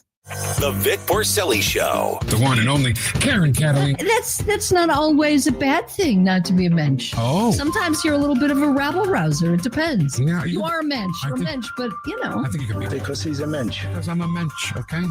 Two Jews, 3 opinions. It depends. All right. So a mensch is a gentleman, to be a gentleman. That's me then. Come on. That's him, Karen. Vic Porcelli, live and local weekday mornings at 9 on News Talk STL. Do you owe the IRS $10,000 or more in back taxes? Are you being audited or investigated? Has the IRS sent you a letter demanding payment? You may not owe what they claim. Make this free call to the tax doctor now. Let them negotiate with the IRS on your behalf. 800-240-4586. 800-240-4586. That's 800-240-4586. News, analysis, opinion. Thank you for taking my call. Thank you very much for taking my call. Every day it's something new. No one else is really talking about this. I'm glad you're fired up about it, too. Trump's doing the right thing. There's so many issues. It's over. I think you're politically wrong. Very upset. I will have to agree with you. You're one of the sweetest guys in the world for a guy who's so bad on politics. 1019 and 94.1. Your platform is really, really important to us. St. Louis is #1 for conservative talk. News Talk STL. KLGY HD3 Clayton, K270BW Belfast, KNVS Bowling Green. This is News Talk STL at 1019, 94.1, and always streaming at newstalkstl.com. News this hour from townhall.com. I'm Rich Thomason. Texas House Democrats have fled to Chicago, leaving the state to deny the Republicans the ability to vote on a congressional redistricting plan. If the fugitive Democrats don't return today, Governor Greg Abbott says they could be removed from office. President Trump says he plans to name a new head of the Bureau of Labor Statistics. We'll be announcing a new statistician sometime over the next 3 or 4 days. We had no confidence. The numbers were ridiculous, what she announced. Unhappy with the recent jobs numbers, the president fired the BLS commissioner last week, accusing her of data manipulation. It's a scam, in my opinion. My opinion is it's just additional scam. The latest numbers pointed to the creation of just 73,000 jobs in July.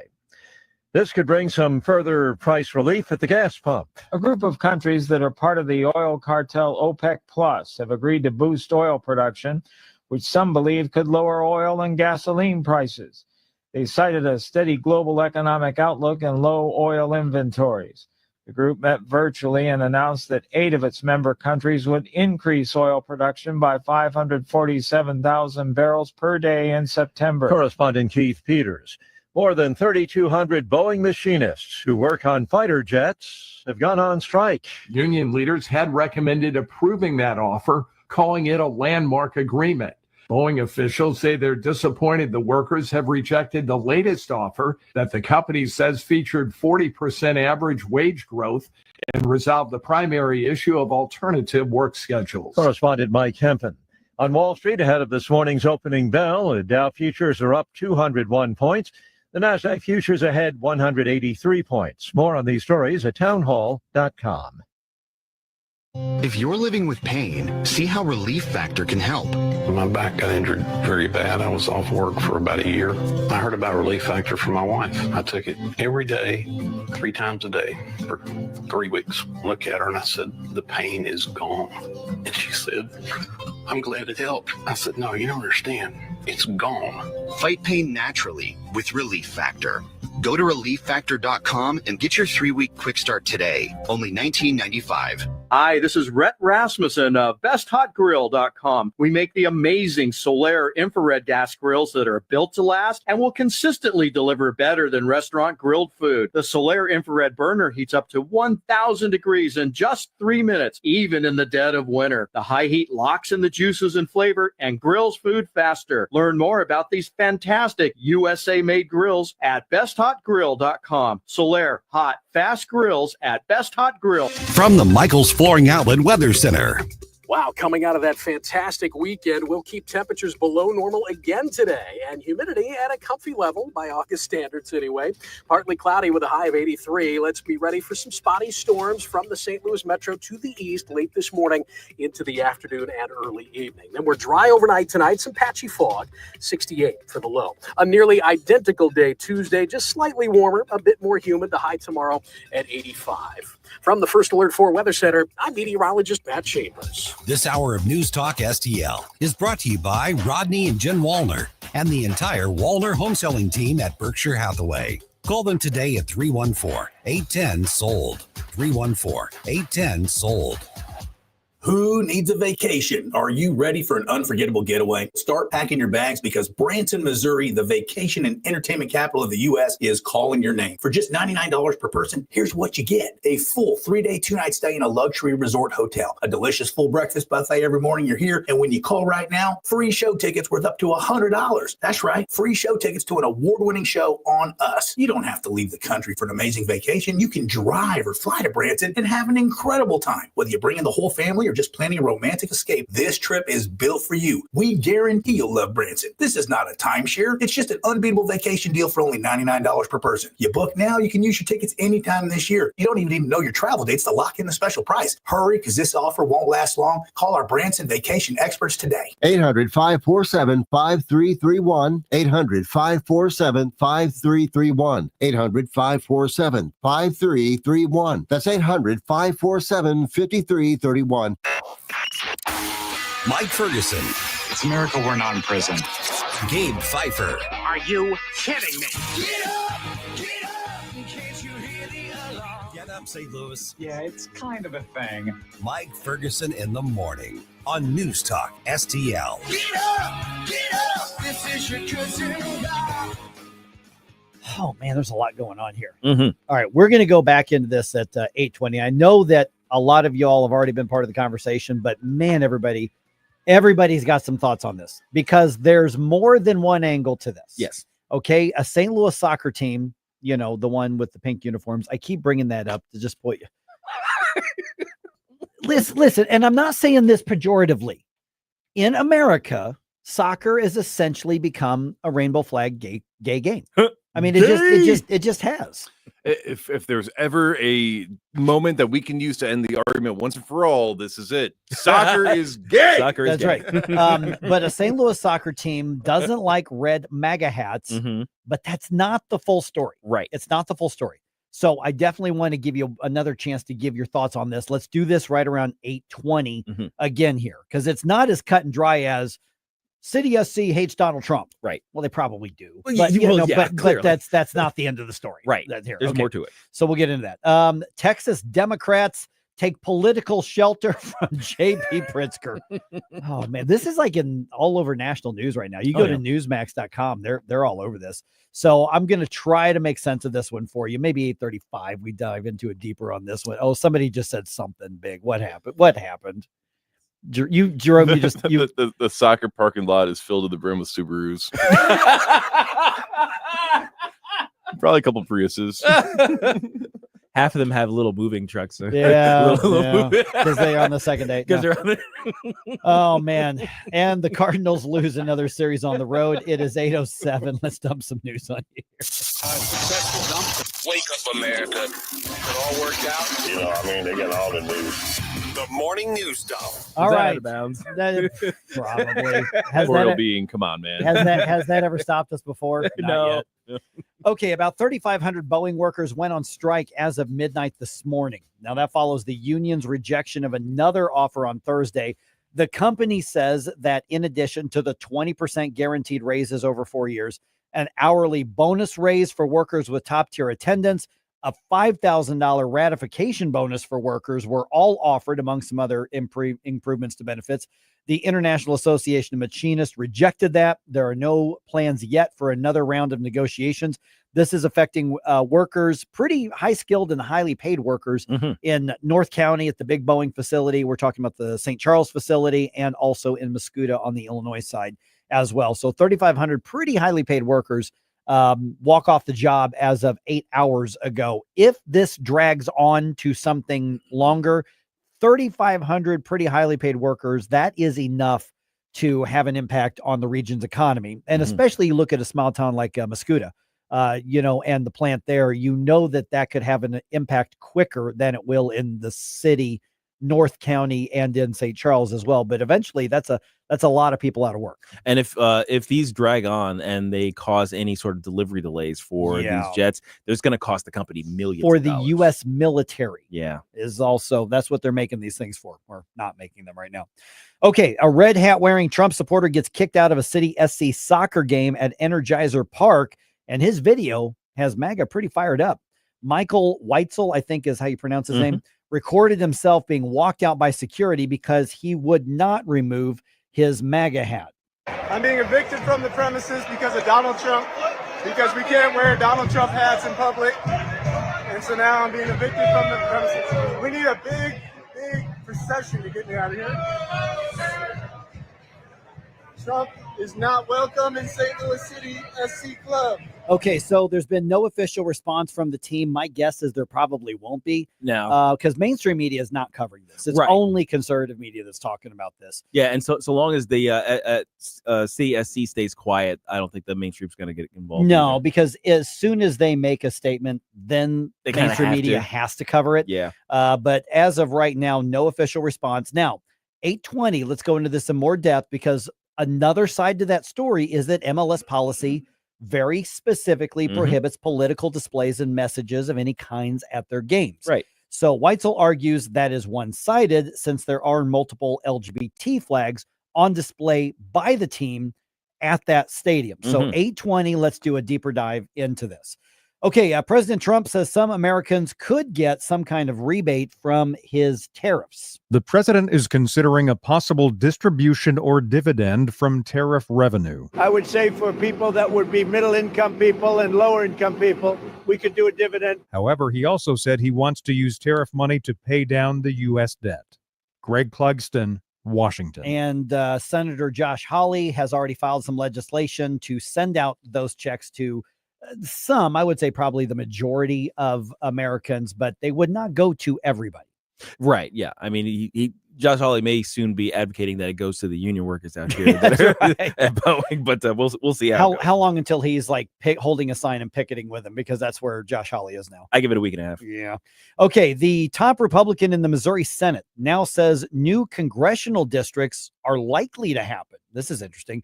Senator Cindy O'Loughlin told our friends at 93.9 The Eagle in Columbia that a special session to redraw the district lines in order to give Republicans a 7-1 majority is now, like I said, likely.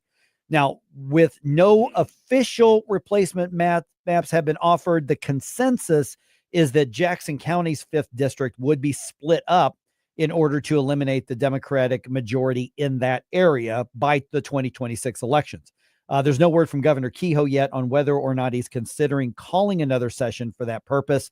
We spoke with State Senator Mike Moon about that and about the lawsuit challenging the corporate welfare bill for the sports teams. And you're going to be able to find that at our podcast here in the next couple hours or so. So make sure you're subscribed. Do you think this new redistricting war is going to end up in a relative national equilibrium? You know, it's like because right now it's mutually assured destruction. The blue states are going to redistrict out all of the Republicans. The red states are going to redistrict out all of the Democrats, and we may end up basically with the same number on each side. Yeah, I think that boy, that's a good question. I think that both sides are willing to continue to rip the Republic apart in order to gain partisan victories. So Republicans are in control right now. They're going to do it. Democrats, you know, once they have a momentum, which will happen at some point, then they're going to do it. Democratic states are doing it right now. Republican states say they're going to respond, and they're doing it. So while California adds Democratic representatives, Texas is adding Republican ones. Illinois is gerrymandered to the hilt. So now Missouri wants to gerrymander to the hilt in response to all of those. And I think that it is, like you said, it is a mutually assured destruction, and both parties are assuring us of the destruction. In my opinion, is what Stell would call the uniparty. It's the uniparty at work. It's got the facade of partisanship and opposition. But we just end up in the same place. Yeah, it really is. But in the meantime, they could raise a lot of money. Oh, yeah. It's basically that 51st state, the state of stupidity is where we're at on this. Okay. Illinois is welcoming in scores of Democratic state lawmakers who fled Texas. Yeah, that's to stop a vote by denying a quorum in the Texas legislature to stop a vote that would redraw their congressional district maps in that state. And under the maps proposed, Republicans would gain 5 seats in Texas alone. So speaking from suburban Chicago, which is where the brave Democratic lawmakers from Texas have taken shelter and they're shivering in the cold, Texas House of Representatives Minority Leader Gene Wu says that decision to leave, boy, it was just not easy, but sometimes, you know, courage just takes you over the edge. We come here today with absolute moral clarity that this is absolutely the right thing to do to protect the people of the state of Texas. And of course, their savior right now is going to be J.B. Pritzker, who joined him at the press conference to assure them that he's standing with them. All bets are off when the cult leader and, you know, would-be dictator of the United States tells Texas to midstream change the game when they know that they're going to lose in 2026. Okay.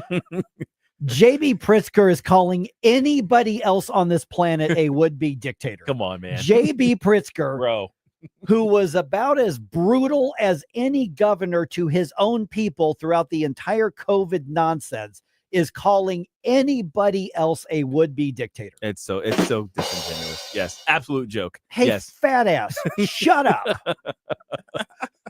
I mean, seriously. I mean, good God. In the meantime, he welcomed the asylees from the Texas, right. the Texan asylees. He offered them the gift cards. Oh, man. All right. Governor Greg Abbott in Texas threatening to vacate the seats of every Democratic legislator unless they return by 3 p.m. this afternoon. Is that legal? I have no idea. I don't know the Texas Constitution or Texas law. I've never lived there. I don't know if that's legal or not, but that's what he is threatening. Republicans currently hold 25 of the 38 congressional seats. So this, by basic math, would mean that they would hold 30 of the 38 congressional seats in the state of Texas. All right. The Cardinals lost the series against the Padres in San Diego, 2-1. San Diego's 7-3 win Sunday night sealed that. The Birds start a series against Shohei Ohtani, Mookie Betts, and the Los Angeles Dodgers tonight. They are playing, I guess I should say Freddie Freeman too.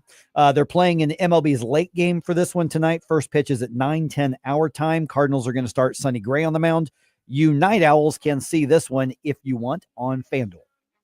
Making cold mind to fight your war. Stop right now. I have had enough of this. Turn my eyes to your indifference. Well, there you go again, listening to Mike Ferguson in the morning on News Talk STL. Get up, can't you hear the alarm? Dude, this house is perfect. Crumbs everywhere, sticky counters. I've already texted the colonies. Sweet, I'll bring my 500 cousins. This will be the biggest ant rager of the summer. Wait, oh, what's that sound? Oh, no, it's those trucks with the green wheels. Party's over, man. Party's over. This is Derek, the owner of All Solutions Pest Control. We'd love to help you out. Give us a call today for a free estimate at 636-486-7888. If a pest-free home is your goal, call All Solutions Pest Control. Someone had a birthday. Yep, 50. Can't believe it. 50 years of wisdom. Great segue. We have health news, a CDC update. Pneumococcal vaccination is now recommended for adults 50 or older. Says here, we're over 6 times more likely to be hospitalized with pneumococcal pneumonia than adults under 50. I don't love those odds. Same. Look what I found. Pfizer's Prevnar 20 is proven to help protect adults against pneumococcal pneumonia and invasive pneumococcal disease in just 1 dose. And millions have already gotten it. Continued approval may depend on a supportive study. Don't get Prevnar 20 if you have a severe allergy to its ingredients. A weakened immune system may lower your response. Common side effects include injection site pain and swelling, fatigue, headache, muscle, and joint pain. For full prescribing information, please call 1-855-213-2138. Visit Prevnar20.com or talk to your doctor or pharmacist. I'm on Prevnar20.com now, scheduling my appointment. Good idea. And happy 50th. This is 1019 and 94.1. I have to tell you, if this is how they're going to behave, I'm rethinking my position. News Talk STL.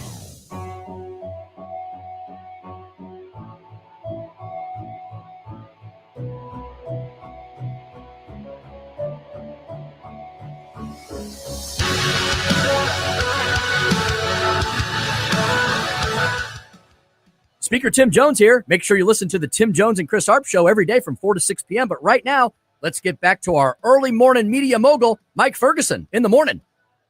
Okay, so conservative media, and I'm saying that specifically, is all over the story from the St. Louis soccer game, the MLS game. Yeah, it's conservative media and only conservative media. Conservative that's media. With the story I mean, right now. and so, I mean, Fox News picked up on it. I haven't looked in the last half hour at Newsmax, but I think they've got something on it too. Red State's on it, Daily Colors on it, you know, that sort of thing. I'm looking at some of the Facebook comments here and Rumble comments. So here's what's going on. If you're just joining us, for everybody else, just bear with me. Let me give the Cliff's Notes version here. A soccer fan named Michael, I think it's pronounced Weitzel. That's what it looks like. That's what it looks like. So he goes to the City SC game in downtown St. Louis. I'm guessing this was last weekend's game because there wasn't a game there this weekend. And he just posted the video, which has gained traction over the past about 36 hours or so. And it shows him with his MAGA hat on and security walking him out. So apparently he's a season ticket holder. That's what reports are saying. And so he recorded himself being walked out of the stadium by police, which provides the security there. And the bottom line is they said, you can't have the MAGA hat. You can't have a political hat on. Take the hat off. And he said, no. And they said, well, then you got to go. And so he records himself and, you know, makes the statement I just played in the news dump and, you know, basically, you know, argues that, you know, Donald Trump's not welcome. It's discrimination, kind of I'm a victim kind of thing. So was the team right in doing that? One of the other aspects of the story is that MLS, Major League Soccer, does have in writing, and they have had it for years and years and years, a policy that says at the games, no political stuff is allowed. Right. Now, remember, in soccer culture in Europe, when they build stadiums, they literally have separate entrances and you can't access the other side of the stadium. And each team has their own section that is walled off by fence and concrete so people don't keep killing each other. Yeah, seriously. Yeah. People have died. People have been killed from at soccer games. Soccer hooliganism. Yeah. Right. And so, you know, that's, I think, you know, because American soccer really, really, really wants to be European soccer. Side note, they're very friendly to LGBT stuff. Anyway, I'm going to, but that's the other part of the story is Michael Weitzel says, but you've got pride flags being displayed by the team at the stadium. Yeah. And City SC is absolutely an LGBT ally. They're very pro LGBT, very pro gay rights.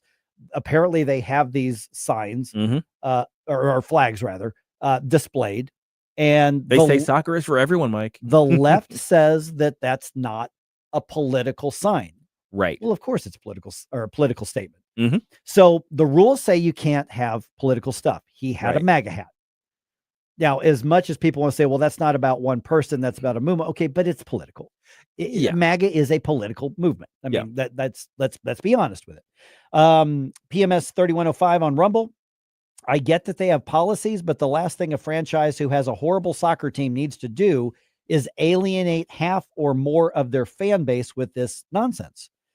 So there's the market aspect of this. And then on Facebook, Ray says, do the flip test. Would they have kicked out a ticket holder for a Kamala hat or a no Kings hat? Honestly, my gut tells me they probably would have.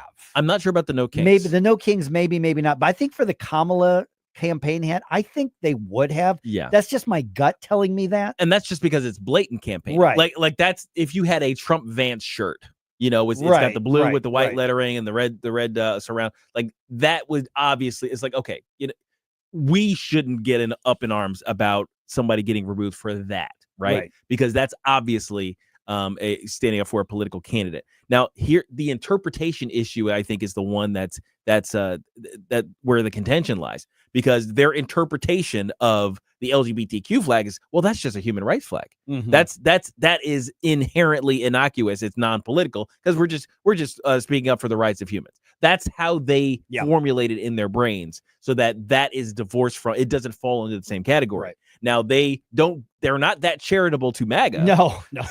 Because, as I think it's Kathleen on Facebook said, it's like, well, make America great again. Is it a how did she put it? She says the individual's hat bore the slogan, Make America Great Again. There's nothing objectionable about aspiring for America or any other entity such as St. Louis to regain goodness.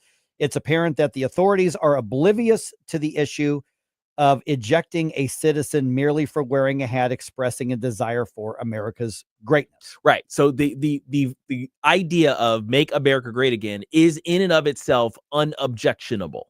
Like that's her contention. Now, similarly, I think that the way the left might say it, Black Lives Matter is an unobjectionable statement, right? Except we know that the Black Lives Matter movement and the Black Lives Matter flag and all the things associated with it are Marxist fronts. Completely beyond left wing. Right, exactly. So how do we, I guess, parse it in our own minds? You cannot argue that the Black Lives Matter movement and flags are not political. Right. We're talking violent, revolutionary political movement. Yep. And that's what it's associated with, even if the message itself is innocuous and unquestionable, right? Yeah. By the way, Ruthie on Rumble disagrees with my take on this. She says, I'm pretty sure that the Commie Kickball League, and by the way, Ruthie, I am totally I am stealing that from you. Yes. She says, I'm pretty sure that the Commie Kickball League would have allowed a Harris Walls hat. My guess is they would not, but Ruthie says they would. Maybe. I don't know who's right or who's wrong on this. Yeah. Scooter on Facebook, he says he could have taken it off and stayed. That is true. That's true. That is 100% true.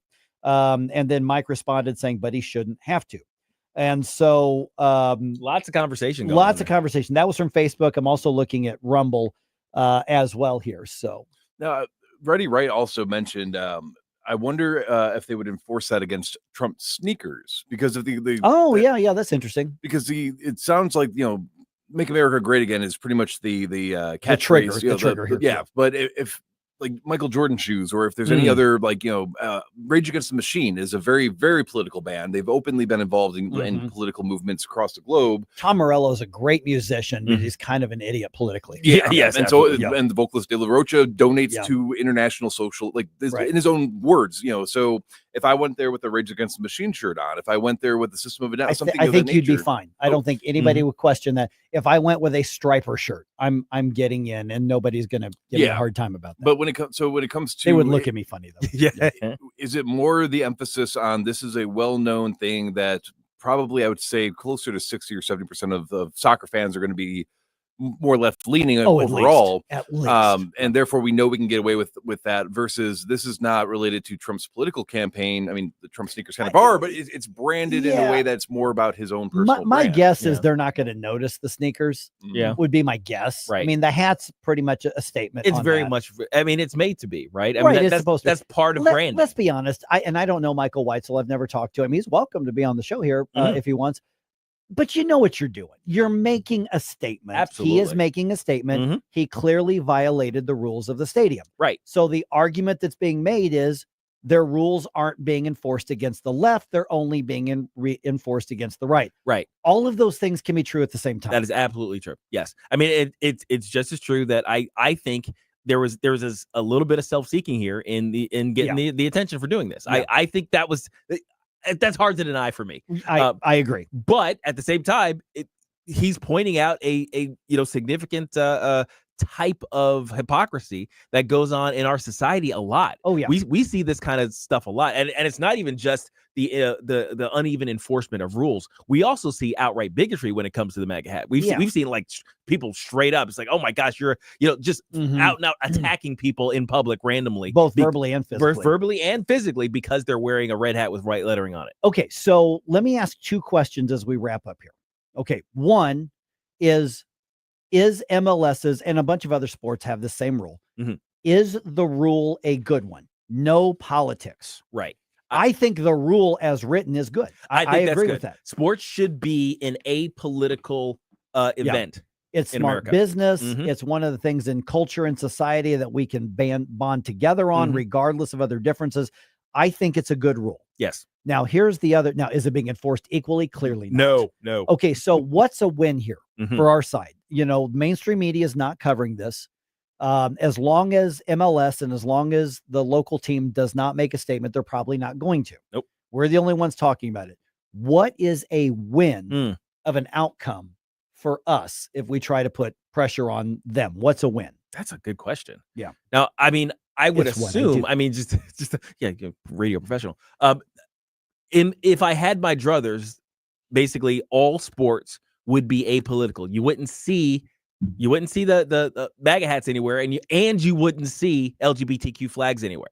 Right? That's the win to me. That's the win. That's the win. You go into the stadium, you see City SC flags. Yes. That's it. Yeah. That's the win for me, as they say, you know what? Let's go ahead and get rid of the left stuff too. And take those down and replace them with team flags or, MLS flag or American flag. But that's probably too much. American flag's too much. But, to me, that's the win, is that they realize the hypocrisy and they also don't allow the other side. They see somebody with a Black Lives Matter flag. Nope. No, you can't They have see that a pride flag. Nope. here. They see somebody walking in with a City SC flag. Okay. Yeah, good job. And that to me is the win. And that's the thing with the most integrity for everybody. Yes. Because at that point, when they tell this guy or others, no, you can't wear your MAGA stuff, they're being consistent and it's based on a rule that makes sense. Yes, absolutely. That's the society that I think we're aiming for when we say, particularly when we say sports should be off limits to this stuff. Like, it is. We're looking for a place where escapism still exists. We need to be able to escape, particularly political bullcrap. Yeah. Yep. All right. Got some more thoughts on that? Let me know. 314-912-1019. I also want to talk about these Democrats coming up to Illinois to take shelter from there. But if you've got there's more hot takes rolling in, we'll just keep going here. 1019-94.1 News Talk STL.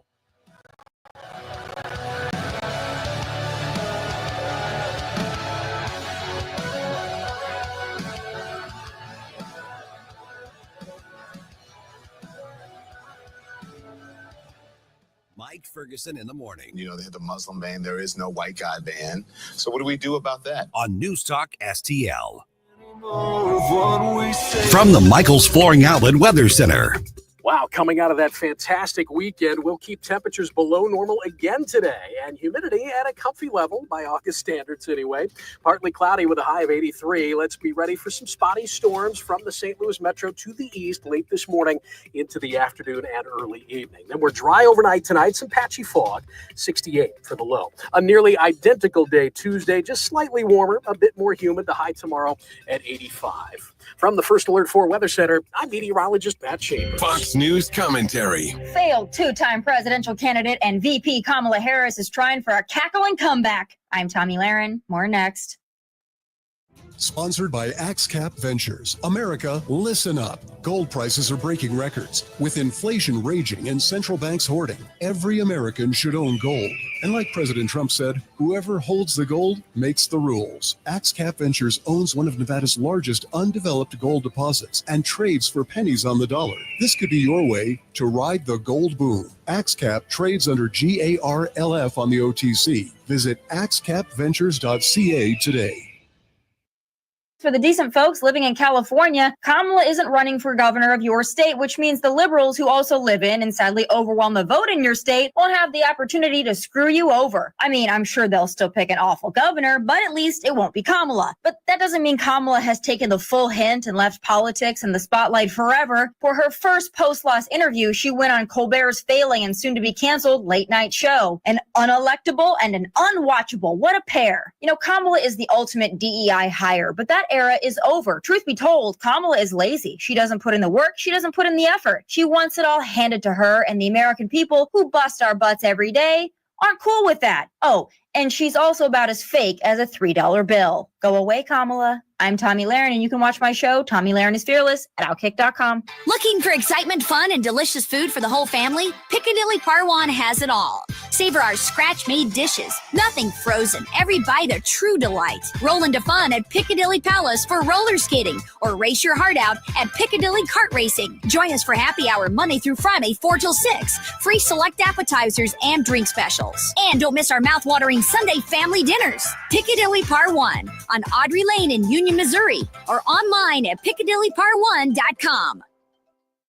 Beat the summer heat with Johnson Heating and Cooling, your trusted local family business. We specialize in residential air conditioning service, furnace and AC replacement, new construction, finished basements, room additions, and energy-efficient geothermal systems. At Johnson Heating and Cooling, our motto is simple. We treat our customers like we want to be treated, with complete transparency and honesty. Call 636-332-4141. That's 636-332-4141. If you're living with diabetes and using insulin, you know the pain of pricking your fingers over and over again. By wearing a small remote device called a continuous glucose monitor, or CGM, you can reduce the pain of pricking your fingers right away. If you're testing your blood sugar 4 or more times per day, injecting insulin 3 or more times per day, or using an insulin pump, call the Diabetic Health Hotline today. 800-515-2380. That's 800-515-2380. Paid for by U.S. Med. The news and talk The Supreme Court must put an end to this. that matters to St. Louis. Senior advisor Stephen Miller called the tariff strike down a judicial coup. Certainly the president is acting within his authority. This is 101.9 and 94.1 News Talk STL.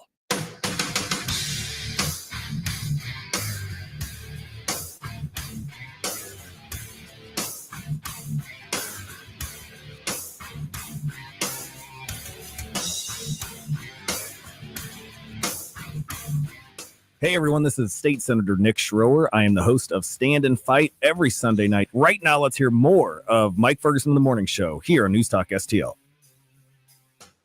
All right, we're still getting a lot of comments here, so I'm just going to go back to some of these comments on this MAGA hat situation at the soccer stadium. And from what I can tell, it was not this past weekend, but the weekend before is what I'm guessing here. So I'm looking at a lot of the comments. I'm looking at Facebook. I'm looking at Rumble as well. I think either you or Gabe posted this saying in the video, there appears to be a BLM flag in the crowd, which we talked about in the distance. Yeah. Yeah. Which shows that there's definitely a hypocrisy in the enforcement of the rule, because the policy itself, I don't have an issue with.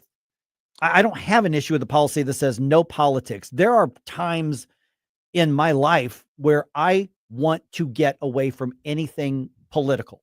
I just don't want, I want to decompress. I want to unplug. I think everybody should do that for our own well-being. And prime example of that was look at what it did to the NFL when they were all trying to do, pander to the BLM crowd and Major League Baseball. They tried it too. Yeah. And at some point it's like this should be an opportunity for us to put aside all that, come together and boo the opposing team.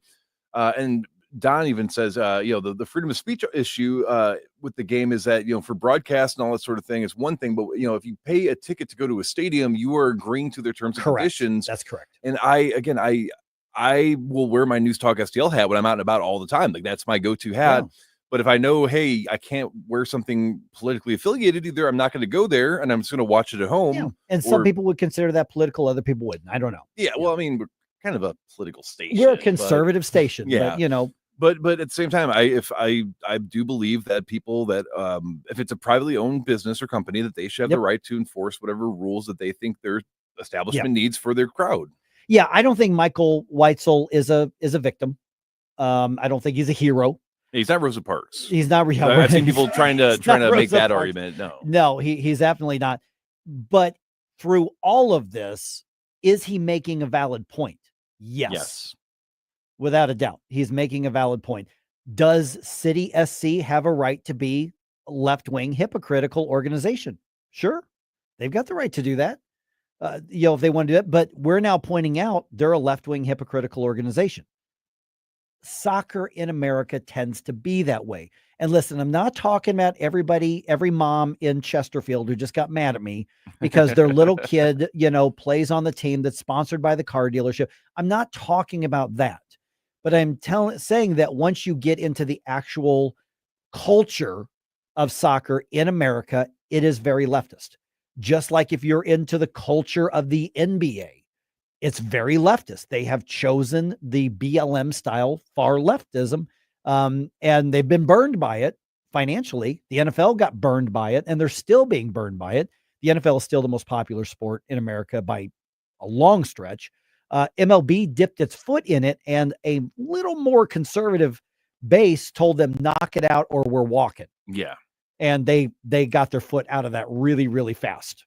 That was a really stupid move by baseball, including by the St. Louis Cardinals. And they backed off really, really fast. And there are NFL teams who are backing away for it. The Kansas City Chiefs, to their credit, do not participate in that left-wing stuff now. Although I think they do the dual national anthem things, but they're not doing the other stuff. They're not allowing their players to kneel, all that kind of stuff.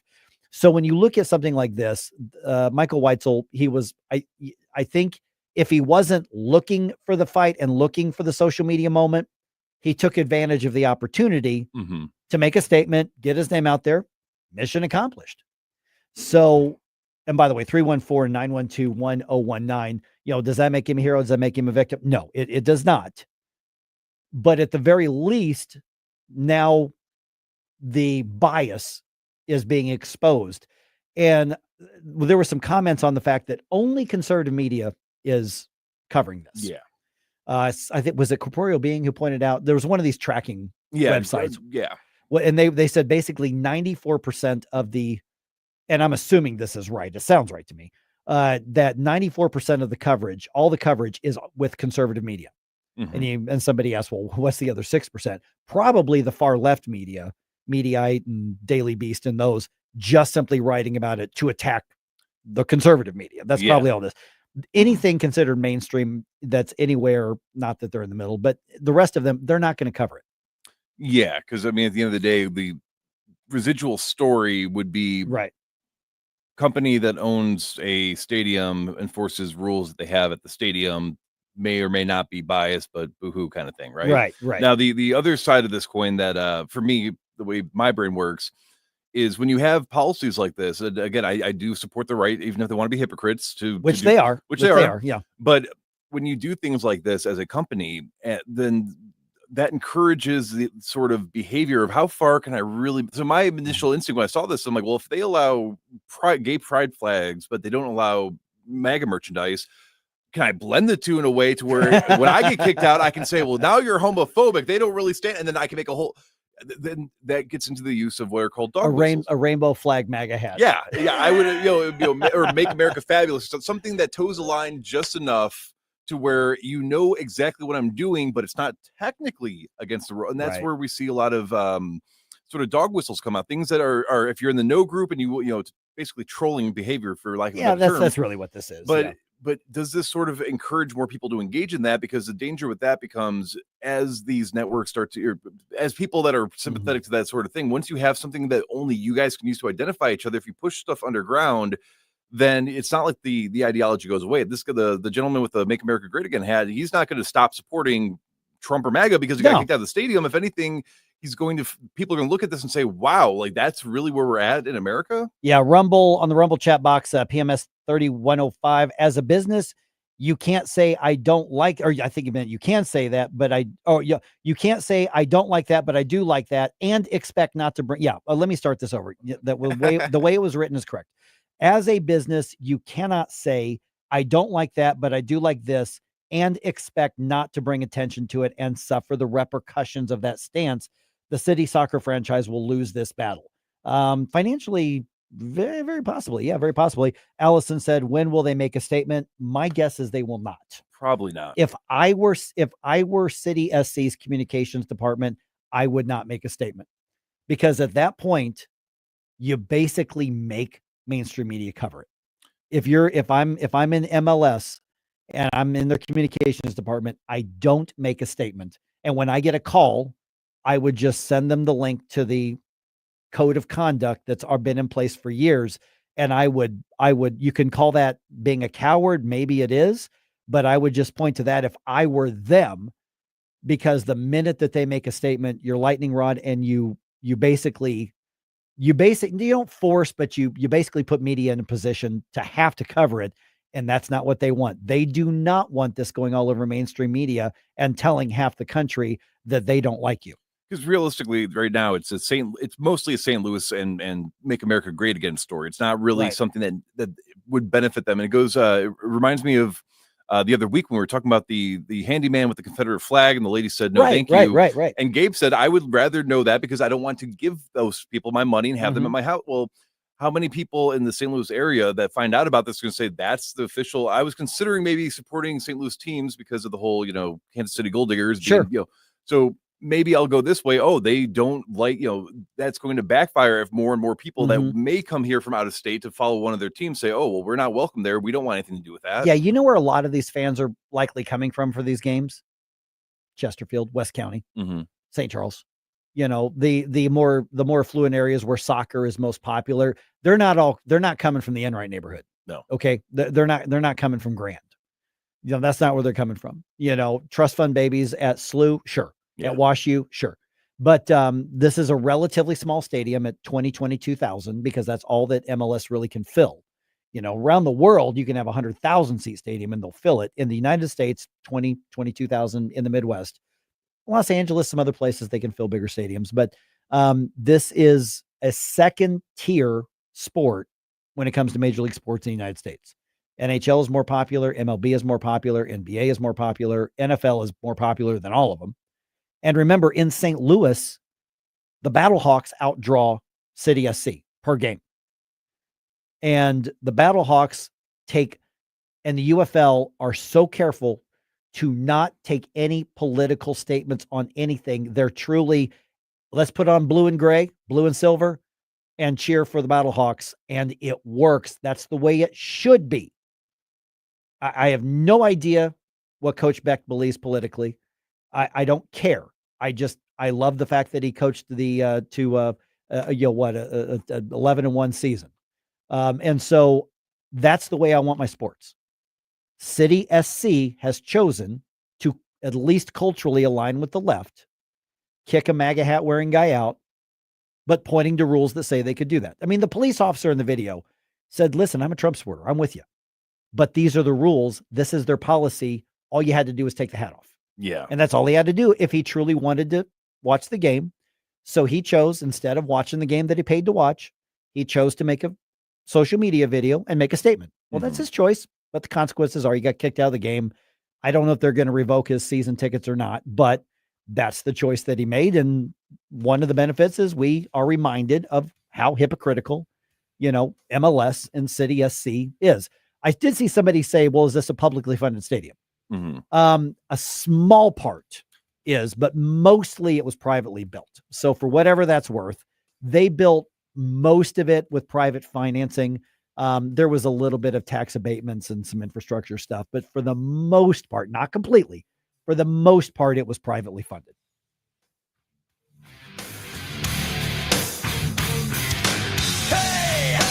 I'm your life. I'm the one who takes you there. Hey, I'm your life. I'm the one who cares. Mike Ferguson in the morning. Always be yourself, unless you suck. On News Talk STL. They'll betray. I'm forever there. Hey, it's Susie Moore. If new flooring makes you think hassle, think again, because Michael's Flooring is changing the game. For over 30 years, Michael's has been locally owned and trusted for quality, variety, and amazing service. Whether it's carpet, hardwood, laminate, luxury vinyl, or ceramic tile, their expert team makes installing new floors exciting, not stressful. That's why customers keep coming back. Visit Michael's Flooring at St. Peter's, Starting Prairie, Creve Coeur, or online at igotfloored.com. That's igotfloored.com.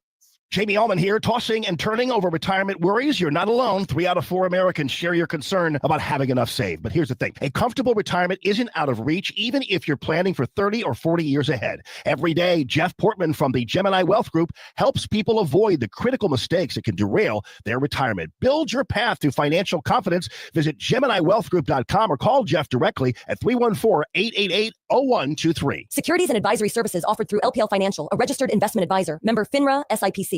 Hey there, Tim Jones here. When life changes, you need someone you can trust. That's Todd Sivia. At Sivia Law, they're dedicated to helping you through all of life's transitions, specializing in estate planning and elder law. With 7 convenient locations in the area, expert guidance is always close by. Call 833-995-WILL, 833-995-WILL, or visit CiviaLaw.com. Don't forget, first 10 people that tell them Tim Jones sent me get a free $300 strategy session. Civia Law, helping you protect what matters most. Columbo and Company. Join us every day for conversations with a wide variety of guests as we keep you informed and up to speed on all the important news and headlines you need to know. Live and local weekdays at 2 on News Talk STL.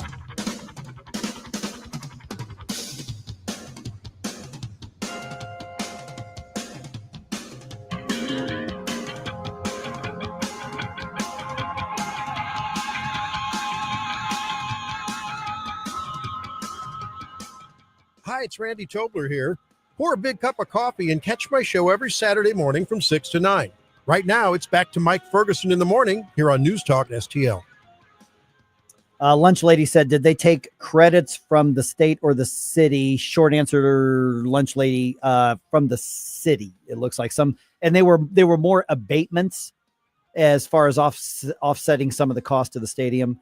Relatively small, but there was a little bit of public abatements involved in that. I don't have the numbers in front of me, but I did look it up over the weekend. And then Don says something, and it goes into what you and Gabe were talking about during one of the earlier breaks. So BLM and pride flags are not political, but so-called human rights. We all know what side of the aisle those flags represent, but still not political. Now, I would disagree because he's saying that's what the left is arguing, or that's what he's arguing. That just in the context of that comment, I think that was in response to what somebody else was saying, but I kind of have to disagree because I think if you break down Black Lives Matter, for example, there's the sentiment, which hopefully most people actual words, the actual word for word Black Lives Matter, I think should be something. The sentiment should be, yes, we agree, Black people's lives matter just like everybody else's.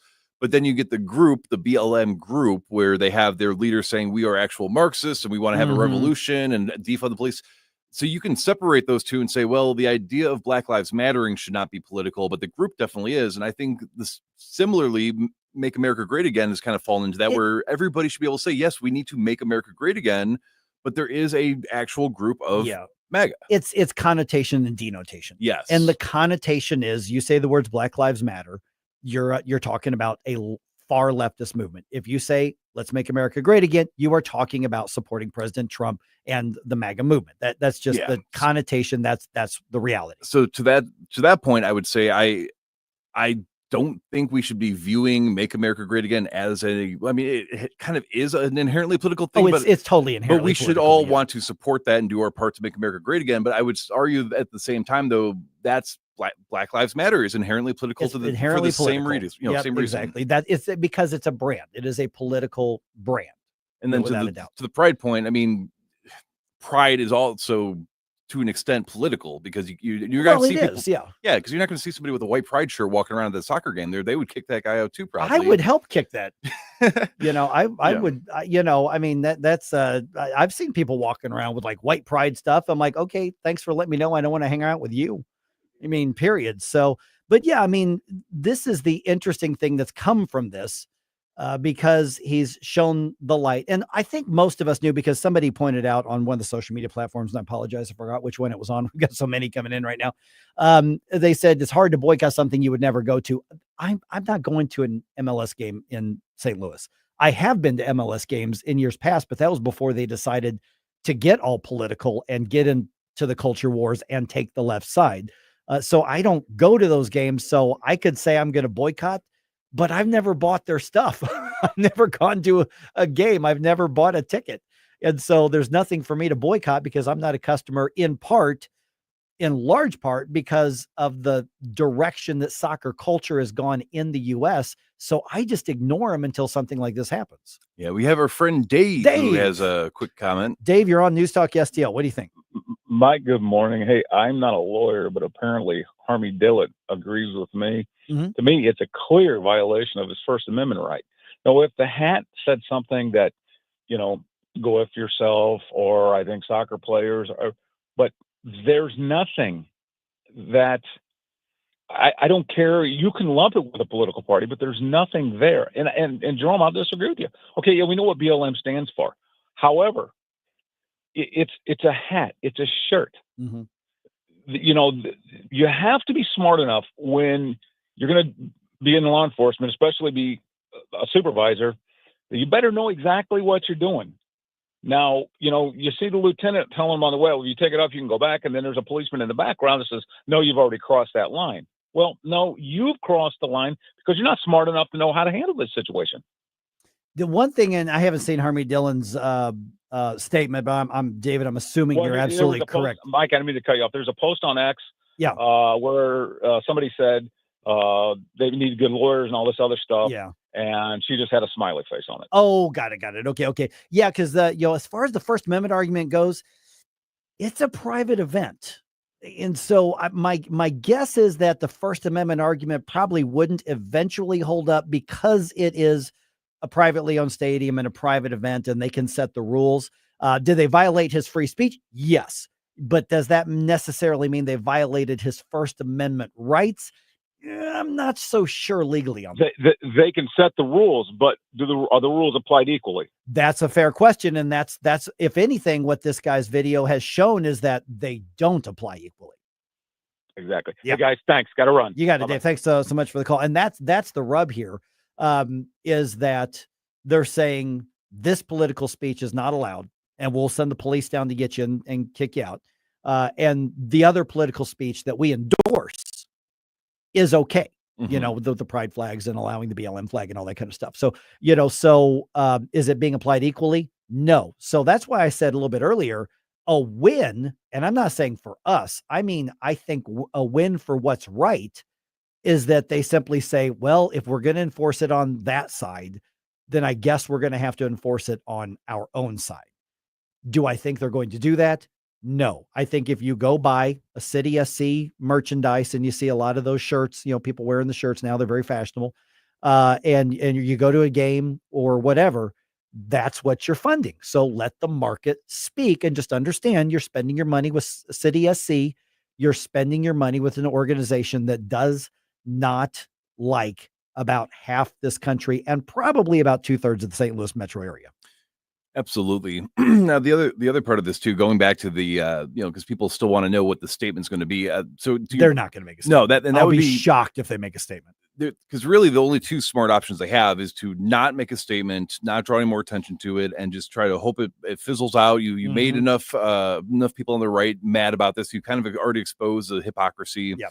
of your policy, and that's just going to be what they have to deal with. And Otherwise, then they make a statement, and then they piss off the left. yes, And then they're in a the Bud Light no-win. effect. They're in a no-win situation. The Target because Bud Light they effects. put themselves in a no-win situation. Now, the only other thing though is, would it be wise for them then to make a statement regarding here is what is acceptable though, or here's what's, because somebody was mentioning about, what about something that says "We the People"? What if I walk in there with a shirt on that has the Constitution and it says shall not be infringed, or something of that nature? My guess is "We the People" gets through. "Shall not be infringed" does not. Okay, that's just my personal guess based on similar situations. Otherwise, I think somebody says "We the People." I don't think anybody has a problem with that. I think somebody says "shall not be infringed." I think that the left goes in a tizzy over the gun thing. And my guess is that they will once again have hypocrisy exposed on that. And even if they tried to quietly take down the pride flags and go, yeah, they're right, I think that becomes a statement, and that's what's next on social media. Yeah, because then it becomes, you weren't really supporting us, you were banking off of, and then you're again the Bud Light, the Target effect. Yeah, I will be shocked if they put out a statement of any kind. They just want this to kind of blow over, and it probably will, sooner rather than later. But it is, for the moment, reminding us and putting a spotlight on what a lot of us knew already. The culture of Major League Soccer and soccer in general in the United States is absolutely culturally on the left. It just is. I don't know why one particular culture has gone that way, but it's on the left. And so they're being shown to be the hypocrites. They're shown, basically their true colors, no pun intended, are being shown by this video. Does that make Michael Weitzel a hero or victim? No, it does not. But we've got a clear picture of where they truly stand, and it is not with most of the people who are going to be part of the News Talk STL family.